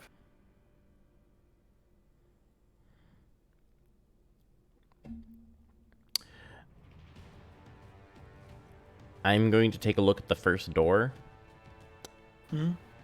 As I look over at everyone and go, wait here. I'll be back. I have to go see a relative. They start walking towards the door. Okay. Crack it open. Go to his realm. You have all Step the on parts. inside. All the parts of your plan are together. All you need now is just the key. As you enter into your uncle's realm, you see that your uncle is actually like in a corporeal form again. Are you gonna change the music, by the way? Yeah, I'm going to. All right, I'm Battle over music now. for a while. There you I feel go. like that's appropriate. I feel like that's appropriate for that whole thing. Fair enough, I suppose. It's the high tensions. You see your uncle kind of resting in the middle. He's meditating. You see him just drawing in light to create this moat of magic in front of him. It's containing a spell so massive in complexity. Your brain is piecing it together, but it's just too much information too quickly for you to really coherently understand all of it. What is this? He looks up. Nephew, I see. I see you're back with your parts. While you were gone, I managed to create the key you needed. This should let you use all the parts properly. What is the As he meaning? kind of reaches the hand out, absorb it, and you'll know the meaning. He looks Quickly, nephew. He looks really confused, but he doesn't really have time to question. So he just takes it and puts it into his chest. Immediately, you feel resonance between all the spells, along with a new spell from him. If the Watcher was perception of the area around you, the Dragon was destruction and raw power, then this is simply the basic knowledge of almost everything. But as you take it from him and you slam it into you put it into yourself, you see the light that your uncle emanates, the energy inside of him, fade. You see his body start to turn to dust. But now, I must rest. It's up to you to finish this fight. Please, for the dreams of your father and I, and the task at hand. You see him kind of the hand fall to the ground as he falls back. He will have tried to catch it, but I'm assuming it just into dust as he does. Mm-hmm. He's gonna fall down to his knees, grab at the dust itself through his skeletal hands. The body itself is brittle, not quite turned to dust just yet. It's kind of starting to slowly disintegrate. As he falls upon your hand, he looks up at you, just the faintest light left in his eyes. I am so glad I was able to meet you before this moment. Before turning the rest of the way into dust. What's happening to the realm? You can feel the demi-plane, having lost its power source, kind of start to slowly evaporate. In your head, you know you have the knowledge to keep this demi-plane active if you wish and make it your own. Or you may let it close.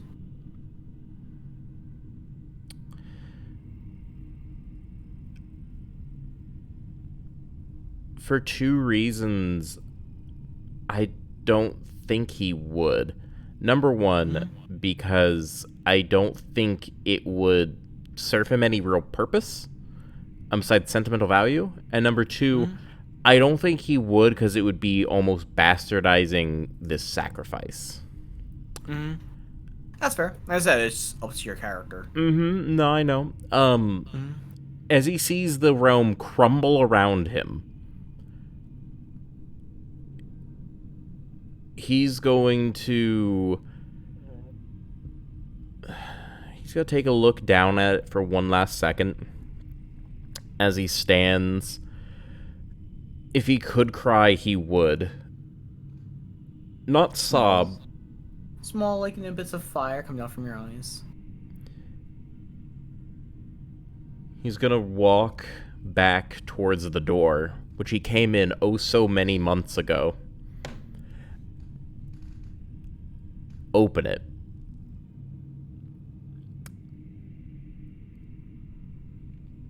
Right onto the airship. As he leaves. As the portal closes behind you, the realm collapses and goes back to being one with whatever cosmic existence it was part of before. Within your heart, you hold your uncle's life's work. The synergy between all of the spells. Now, with the perception, the power, and the knowledge you need, you know where you must go to complete your task. You must rip open a hole in the night road to approach the celestial engine that holds up the laws of the world. To make this place your domain. To complete your task. Okay.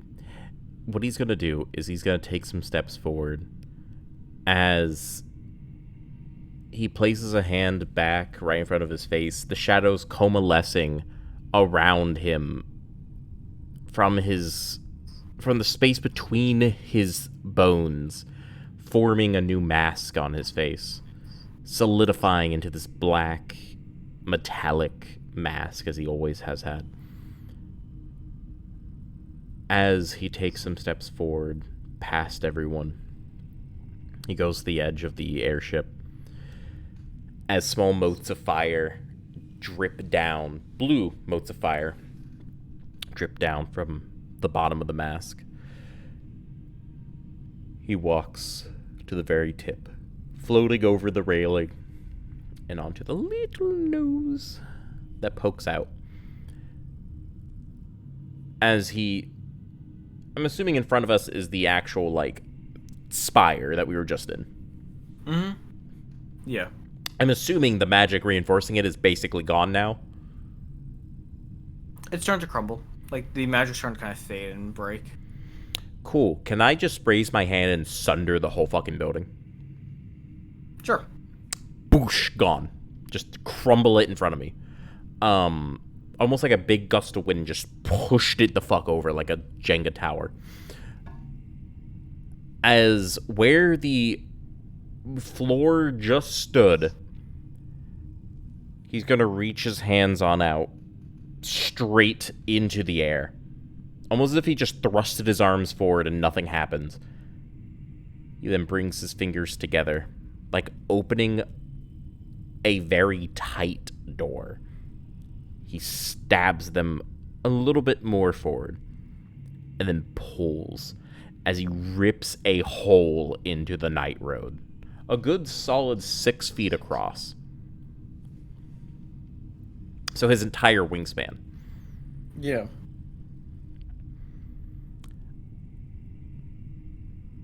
As he then just, before it hits the very end, he, with much more speed, finishes it, which then sends it much wider, almost like ripping open a tear, throwing it at the end, just rips it open even more. Basically, I went big enough to fit the airship into, even though I'm not taking the airship. Why? Thematics. It's cool. Fair enough. You know, that's fair. Exactly, there you go. So before you use this giant hole into unreality, on the other side will be the end of your task. What do you do? Who do you take with you? I'm gonna take fucking everybody. Why not? Yeah, I'm just gonna look at everyone and go, follow me, as he takes a few steps into the hole. Everyone follows you. There is only one straggler, staring out upon the upon the world. Ezroth hesitates for a moment before catching up.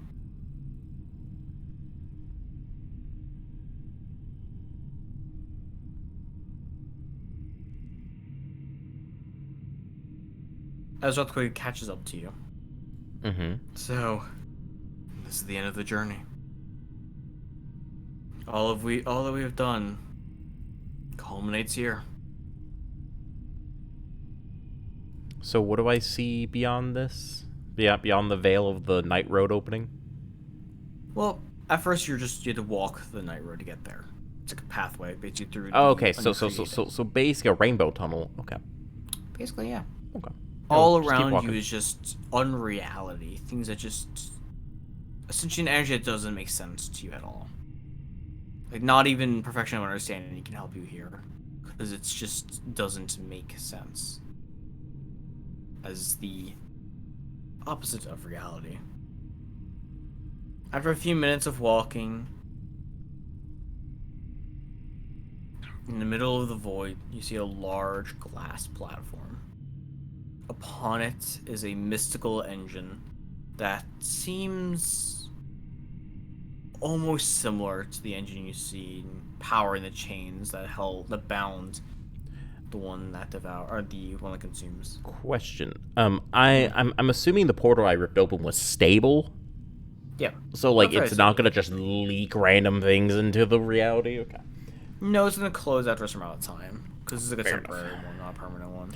That's fine. I wanted to just make sure real quick before I don't know, sent a bunch of uncreated off into reality for shits and giggles. No, that happens more when you break open a hole in the night road accidentally. Like throwing a really powerful divine artifact into the grinding teeth of God, like that'll create that kind of thing. Versus this, which is like building a tunnel to where you need to go. Okay. Yeah, if you keep it open for too long, then maybe you can keep it open for 7 days before it has issues. Okay, cool. So essentially what I'm gonna do is, I'm gonna walk up to this bad boy. You can feel the immense power from it, having basically it powering the entirety of reality, of the entire realm. What do you do? I'm gonna take one last look back at everyone. Everyone's kind of what do gathered they together. look like? One by one. Chans and Hans are kind of standing shoulder to shoulder. Their arms are crossed. They're still standing, stout, and prepared for anything. The sage. Swords and shields. Yep. Well, their swords and shields are on their backs. Yeah. They're just standing, arms crossed. The sage is just kind of like he's looking expecting. He's waiting for you to complete your task. Did you bring the Void Gods with you? No, it's just the ones up on the top deck. Okay. You see Azeroth and Cole. Cole is like the sage, just waiting. He's looking expectantly. You can see the excitement as he just looked at the majesty that is the celestial engine in front of him. Azeroth just looks tired. Like he just looks. He's just done. Finally, the end of the journey. Cause he's lived like this is his fucking second life basically. So he's lived for a long time. Been a long couple of months for him. It's been like almost a year in game. Yeah.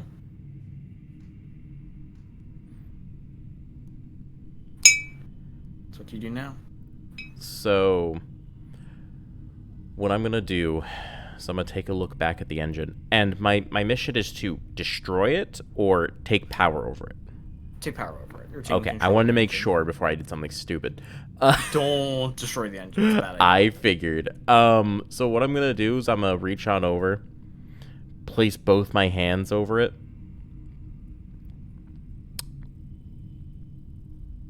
and just pour. You feel your energy mingle with the engine.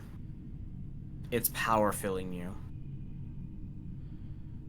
Then you feel the first great power activates as your violent destructive energy overtakes it and begins to just overflow into the engine. Then, as your eyes glow gold, you can feel everything that the engine has dominion over. You can feel everything in the realm, essentially, as if you have eyes everywhere. And then you feel the endless list of knowledge your uncle gave you start to open up, as you innately understand how to control the engine. And as you feel all this power start to kind of consume your ego, essentially consume your personality, you feel the last great power activates. As if someone embraces you in a warm hug from behind. You feel the presence of Galar. One last time. Keep you stable. It brings you back into back into yourself. Instead of becoming just the administrator of the engine, instead you become an arch god. You feel the violent surge kind of stop as you just kind of look at your hands and you feel power over the realm. And you know how you've ascended to being a full archgod now. What would you like to do? Do I feel the divinity of all the other gods in the land? Yes.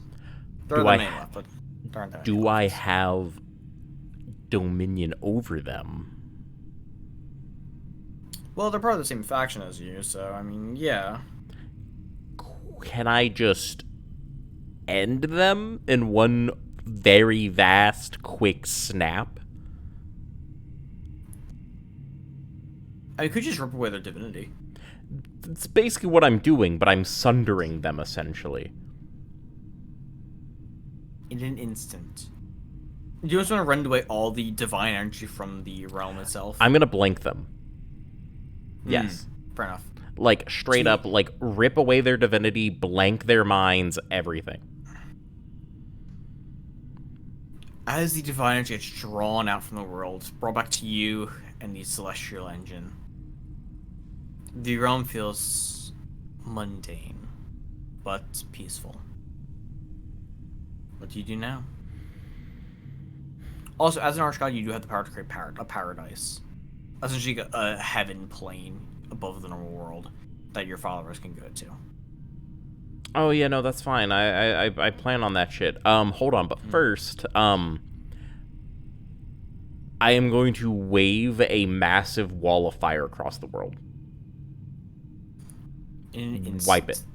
In an instant, the entire world is raised. One moment, say, I will, however, make a display so everyone can, like, basically the whole area around us just turns into, like, one of those, like, full room display bullshits, and just, I want them all to watch what happens in real time. And you see the wall of flame just consume the world, burning away all life. You feel the souls of everyone that perished kind of flow into the celestial engine. Where do you direct them to? Shall they be reborn again without their memories? They shall be. I'm going to shift and alter the planet, make new quickly rush the planet against it. So basically, reform the entire planet from scratch. Like the entire water shifts to different areas, rock crumbles and moves up. The whole planet's been glassed already, so just everything to default. Yeah. Then greenery, nature. Plants slowly start to go across the world. Kind of vast jungle, plains, savannas, etc. Then we are going to take these souls, a couple of them. Enough to start populations. I'm going to put them randomly across the planet. Remember, all new continents and everything. Just boop, boop, boop. This race here, this race here, this race here, you know. Animal life Animal. default.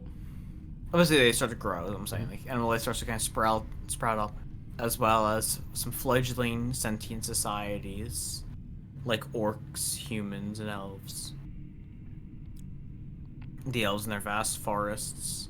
Humans just kind of wherever. Dwarves in their hills and their mountains.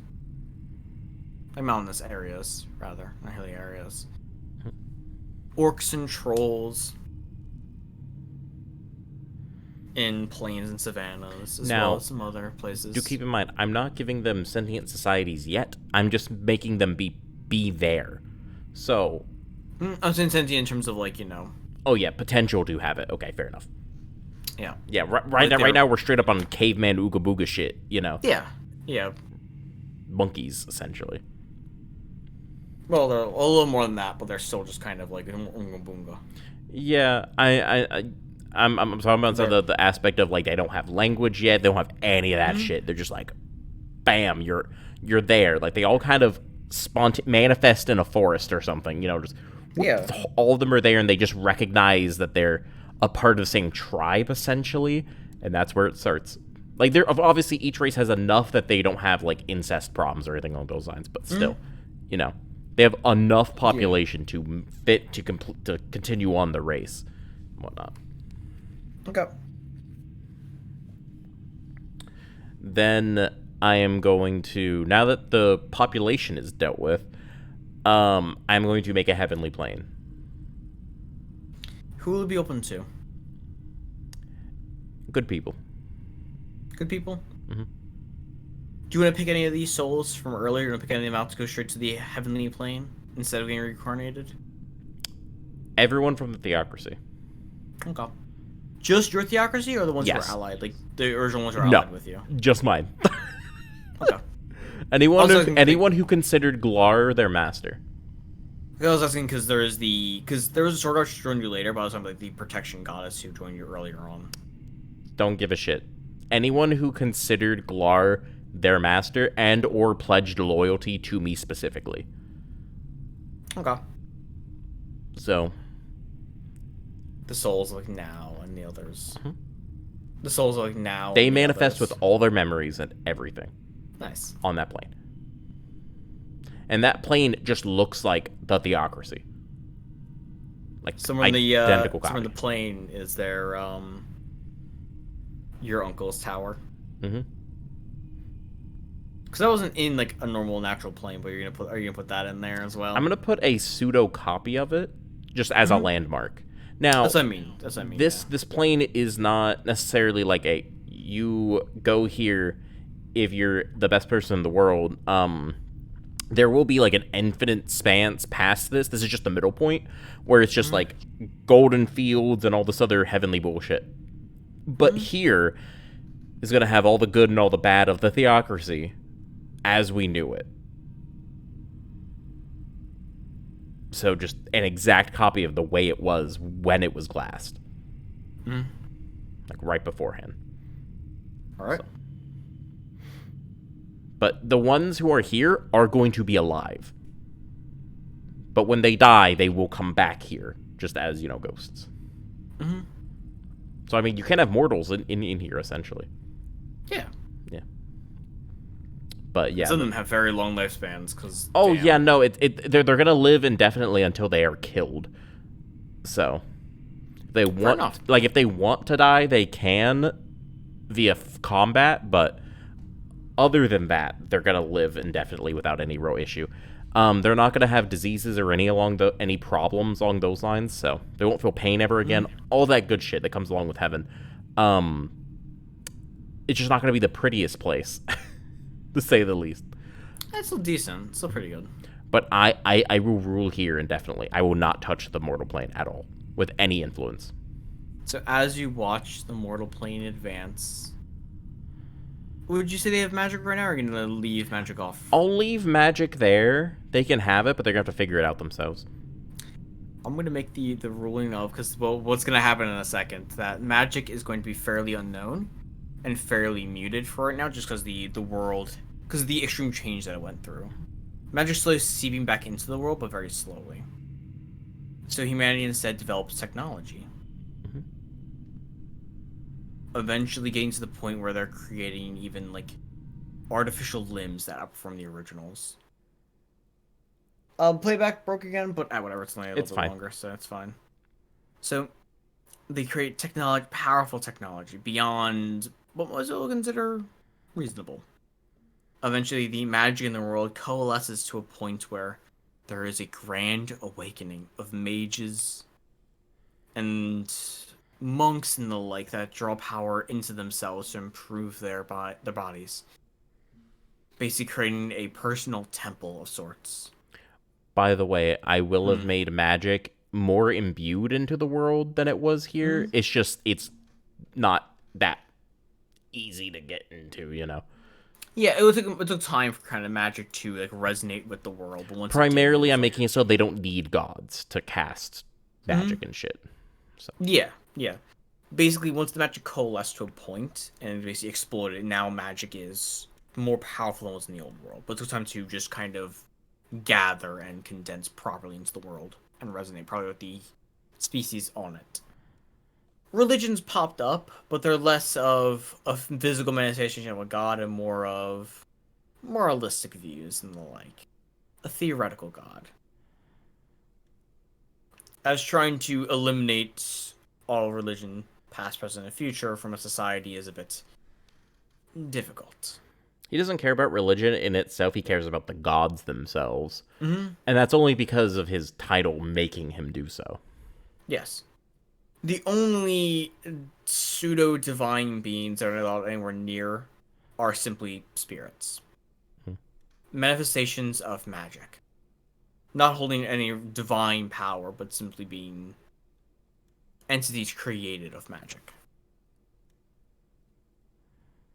And as these powers grow more and more, a group of dark mages becomes distrustful and just becomes essentially anger at the world of technology around them and wishes to reduce the entire world to ash once more. They create an arsenal of magically enhanced bombs,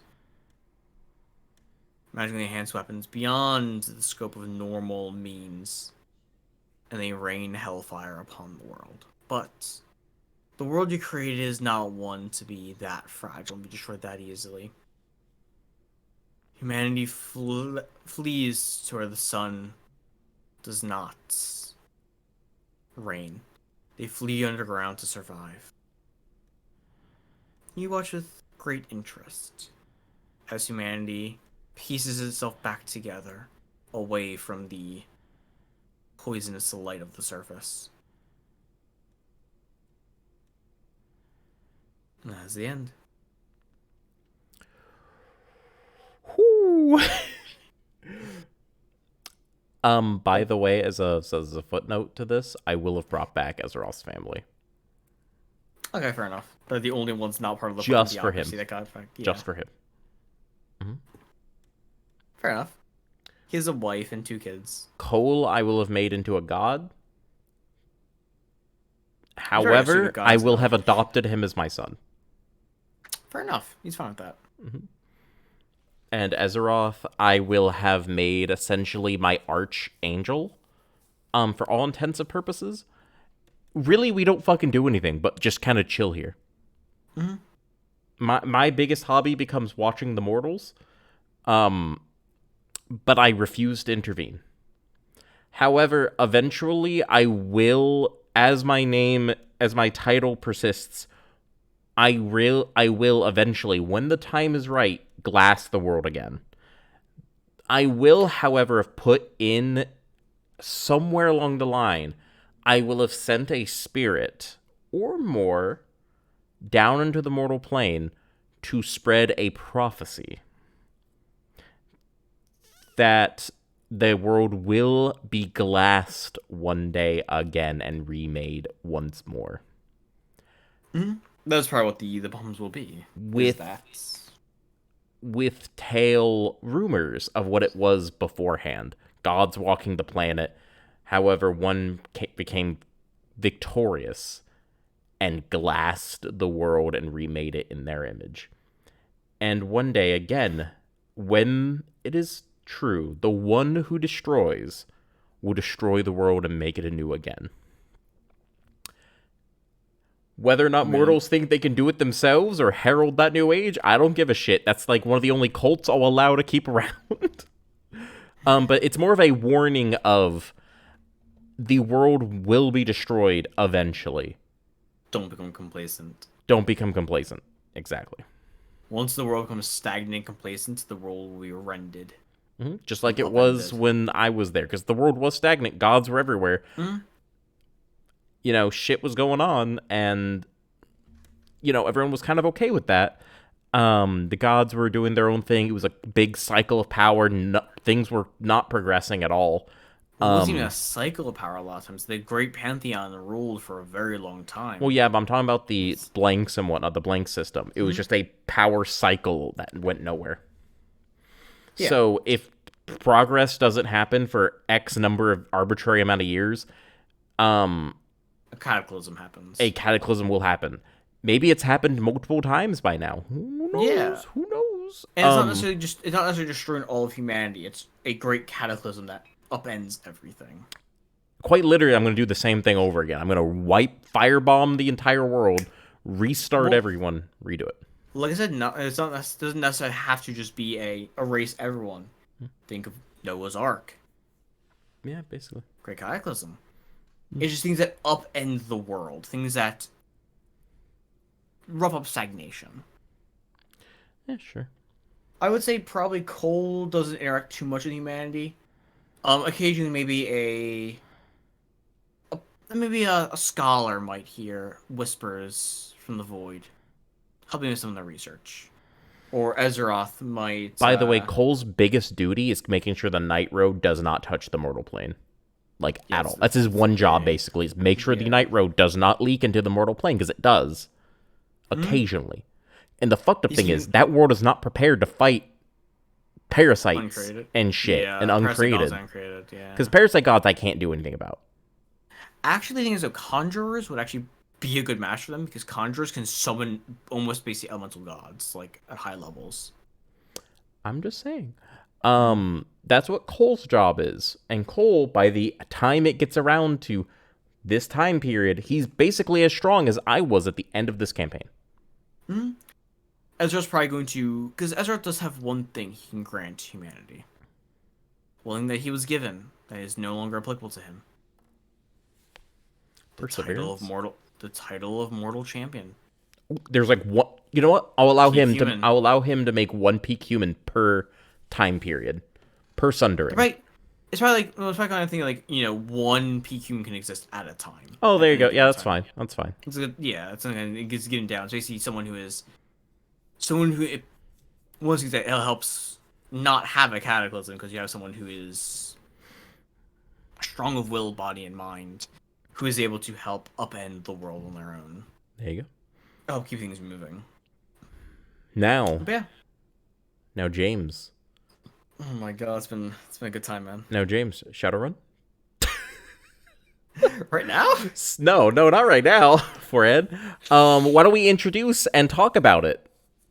Now, thank you all for watching the end of the Homebrew Godbound, the Erased Evil campaign, where we quite literally went from 0 to hero, and by hero, I mean destroyer of the entire plane of existence, because someone killed my dad. It's been a wild ride. It has been. How sad were you when I killed your uncle? I personally, as a player, expected it. As a character, he was so filled with divine power that he kind of couldn't mourn. You know? It's like how I just had him just slowly like melt in your hands. Yeah. But so, James, you want to talk about the Shadowrun campaign? And how this ties in? So the world having a cataclysm, the reason why I said also having cataclysms that don't just completely erase all of humanity, but are just extreme events that upend society and make things keep flowing. Because the reason it was so impacted was because of divines, because of gods, because of blanks. But now that there is just humans, that now it's just a great cataclysm will cause humanity to become basically whatever great cataclysm it is to stop stagnation. Whether it be societal or technological or magical, whatever. Is some kind of catalyst to keep things moving, keep humanity evolving so they don't stagnate and stay still. Post the whatever kind of last cataclysm it is that's going to essentially nuke the planet, humanity moving underground, is going to be the setting for the next campaign, which is going to be a Shadowrun game. Exactly. And it's not going to be a one-on-one, boys. Not going to be a one-on-one. And if you guys gathering a party, if by chance you guys are watching this VOD and that game is already up, which it isn't as of time of this recording, so if you guys are watching it like right after this has gone live, don't bother looking for it yet. Trust me, we're going to be talking about it in stream quite a lot, and you'll know because we're going to be hyping it up when it does come out. But if you guys are watching this way far in the future or something, go check the playlist. It should be there. God knows. Maybe it's that one's already fucking done. Who knows? Go take a look through it. Anywho, doesn't matter. It's going to be a Shadowrun game. And it's going to be multiplayer. So we might have me and another person. We might have 3, 4. We're not quite sure yet. We're still gathering players for it. But it's going to be in the same time block. It's going to be on Wednesdays, 10 p.m. EST. And we're just going to see how it really goes.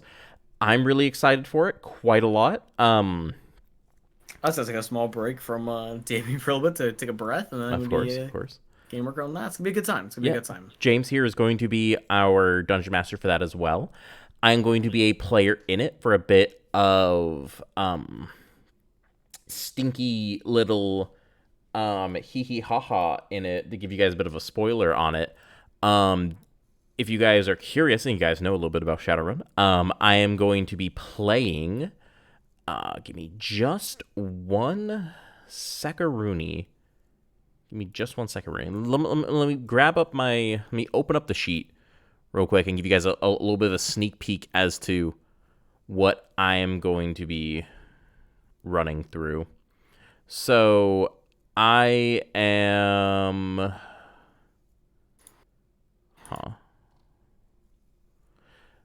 So I guess I am using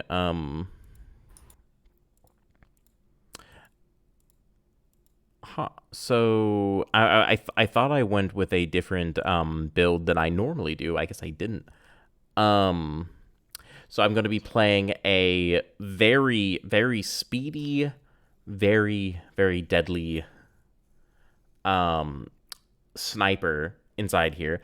Now, if you guys have seen any at all of our playthroughs of Metro and or the Stalker series, which I haven't played, but I know James has, then you guys would kind of get a good feel for what this game is going to be set in. It's very Metro and Stalker inspired. Very grimdark, Metro set to where you're like down there in the tunnels trying to survive. Struggling heavy to survive. I'm going to be playing sniper right there, so you already know that's going to be wild. But I'll give you guys more details when we get about closer when it comes to my character. We do have a few other players as well, but I'm not going to spoil what they're playing. But James, do you want to finish off the hints towards what the Shadowrun game is going to look like? Well, it's just going to be post-apocalypse, down the Metro. And it's going to kind of be, Hobo Fest, 0 to Hero. Rags to Riches. It's going to be a good time. So, boys. Also, in case you guys are curious, I'm not playing just any type of human. I am going to be playing a shifter race. And if you guys know anything about Shadowrun, you guys know that shit goes hard. They're good. It's very, very good. So I hope you guys are ready for that. And now it isn't necessarily an evil campaign, but in Metro, nothing is necessarily morally good. It's chaotic neutral. Very it's chaotic neutral. So I hope you guys are ready for that. Also, since we're at the end of this campaign, if you guys haven't already seen my Trouble in the Dunes one-shot playlist, because it's a couple of episodes long, it's a quote-unquote one-shot, go check that out as well. Both very, very, very, very, very fun campaigns, and I was DMing that one. So, it's so good. But let's go ahead and wrap this bad boy up. Thank you guys so much for hanging out with us tonight. If you're watching live, thank you guys so much for watching the VOD. If you guys are doing that, for any of you who may not know me, once again, I am the arbiter of this channel. I am Vostel_DMG. I'm a D&D themed demigod only VTuber. We do lots of stinky little games around here, from Apex with James and other friends to Skyrim. We just finished up our Metro Exodus playthrough as of recording this, just I think about a week ago. We just finished up the entire playthrough of it, and all the other Metro games. We are playing through, as of recording this anyway, we are playing through quite a bit of Elden Ring. Our randomized playthrough is going to be the 19th of April 2023, which is in a couple of days. So we're going to have a whole lot of fun with that. Yeah, and we're going to be playing through that entire set, just randomized and whatnot. We do other single-player games as well over on my channel, so if you guys want to check that out, I stream every single day, Monday through Saturday, sometimes on Sunday too, 10 p.m. EST. So I hope you guys are so looking out for that. You guys can find me over at twitch.tv/Vostel_DMG right there. And James, if you want to talk a little bit about yourself, fucking go for it. Well, I'm the Lich of Headpats. No underscores or anything like that. Gross. I occasionally play some random single player games, or co-host with Voss here doing some Apex or whatever games. As you mentioned, we're doing some Elden Ring. I might see about getting some multiplayer New Vegas set up at some point soon. That'd be some good fun. I mostly play a lot. I play some roguelikes, play some RPGs. You know, I jump around a bunch. Yeah, that's about it. Okay. You can find James over at twitch.tv/lichofheadpats, all one word. And I know that if you guys are interested, he does stream occasionally. Not very often, but he does stream occasionally. You can also find him all the fucking time over on my channel as well. So I was always just around, either on your channel that or is your true. Discord. That is very true. Don't forget, boys, join the Discord. If you guys haven't already, you guys can go over to my link tree, which should be in the bio of the, if you guys are watching the VOD, or you guys can do !socials inside the Twitch chat if you guys are watching live. And if you guys want to support the streams in any way, you guys can either pick up some merch if you guys want to pick up some merch from our merch store, or you can go over to the Patreon. It's right fucking down there, right beneath me. If you guys are watching the stream live, or you can go to patreon.com/Vostel_DMG, and you guys can snag yourselves some wonderful D&D specific material that I've written myself, with magic items, races, one-shots, multi-session games, and everything. We have classes and all that other good shit. So if you want to, bunch of good shit. Yeah, if you guys want to snag that for as little $5 a month, you guys can do that, or support the channel for as little as $1. You can also get a whole bunch of really fucking good deals over there with other tiers as well, if you really want to do things such as me running you guys, so on and so forth. Thank you guys for hanging out. I'm gonna call it here for tonight. Bye, guys. Bye.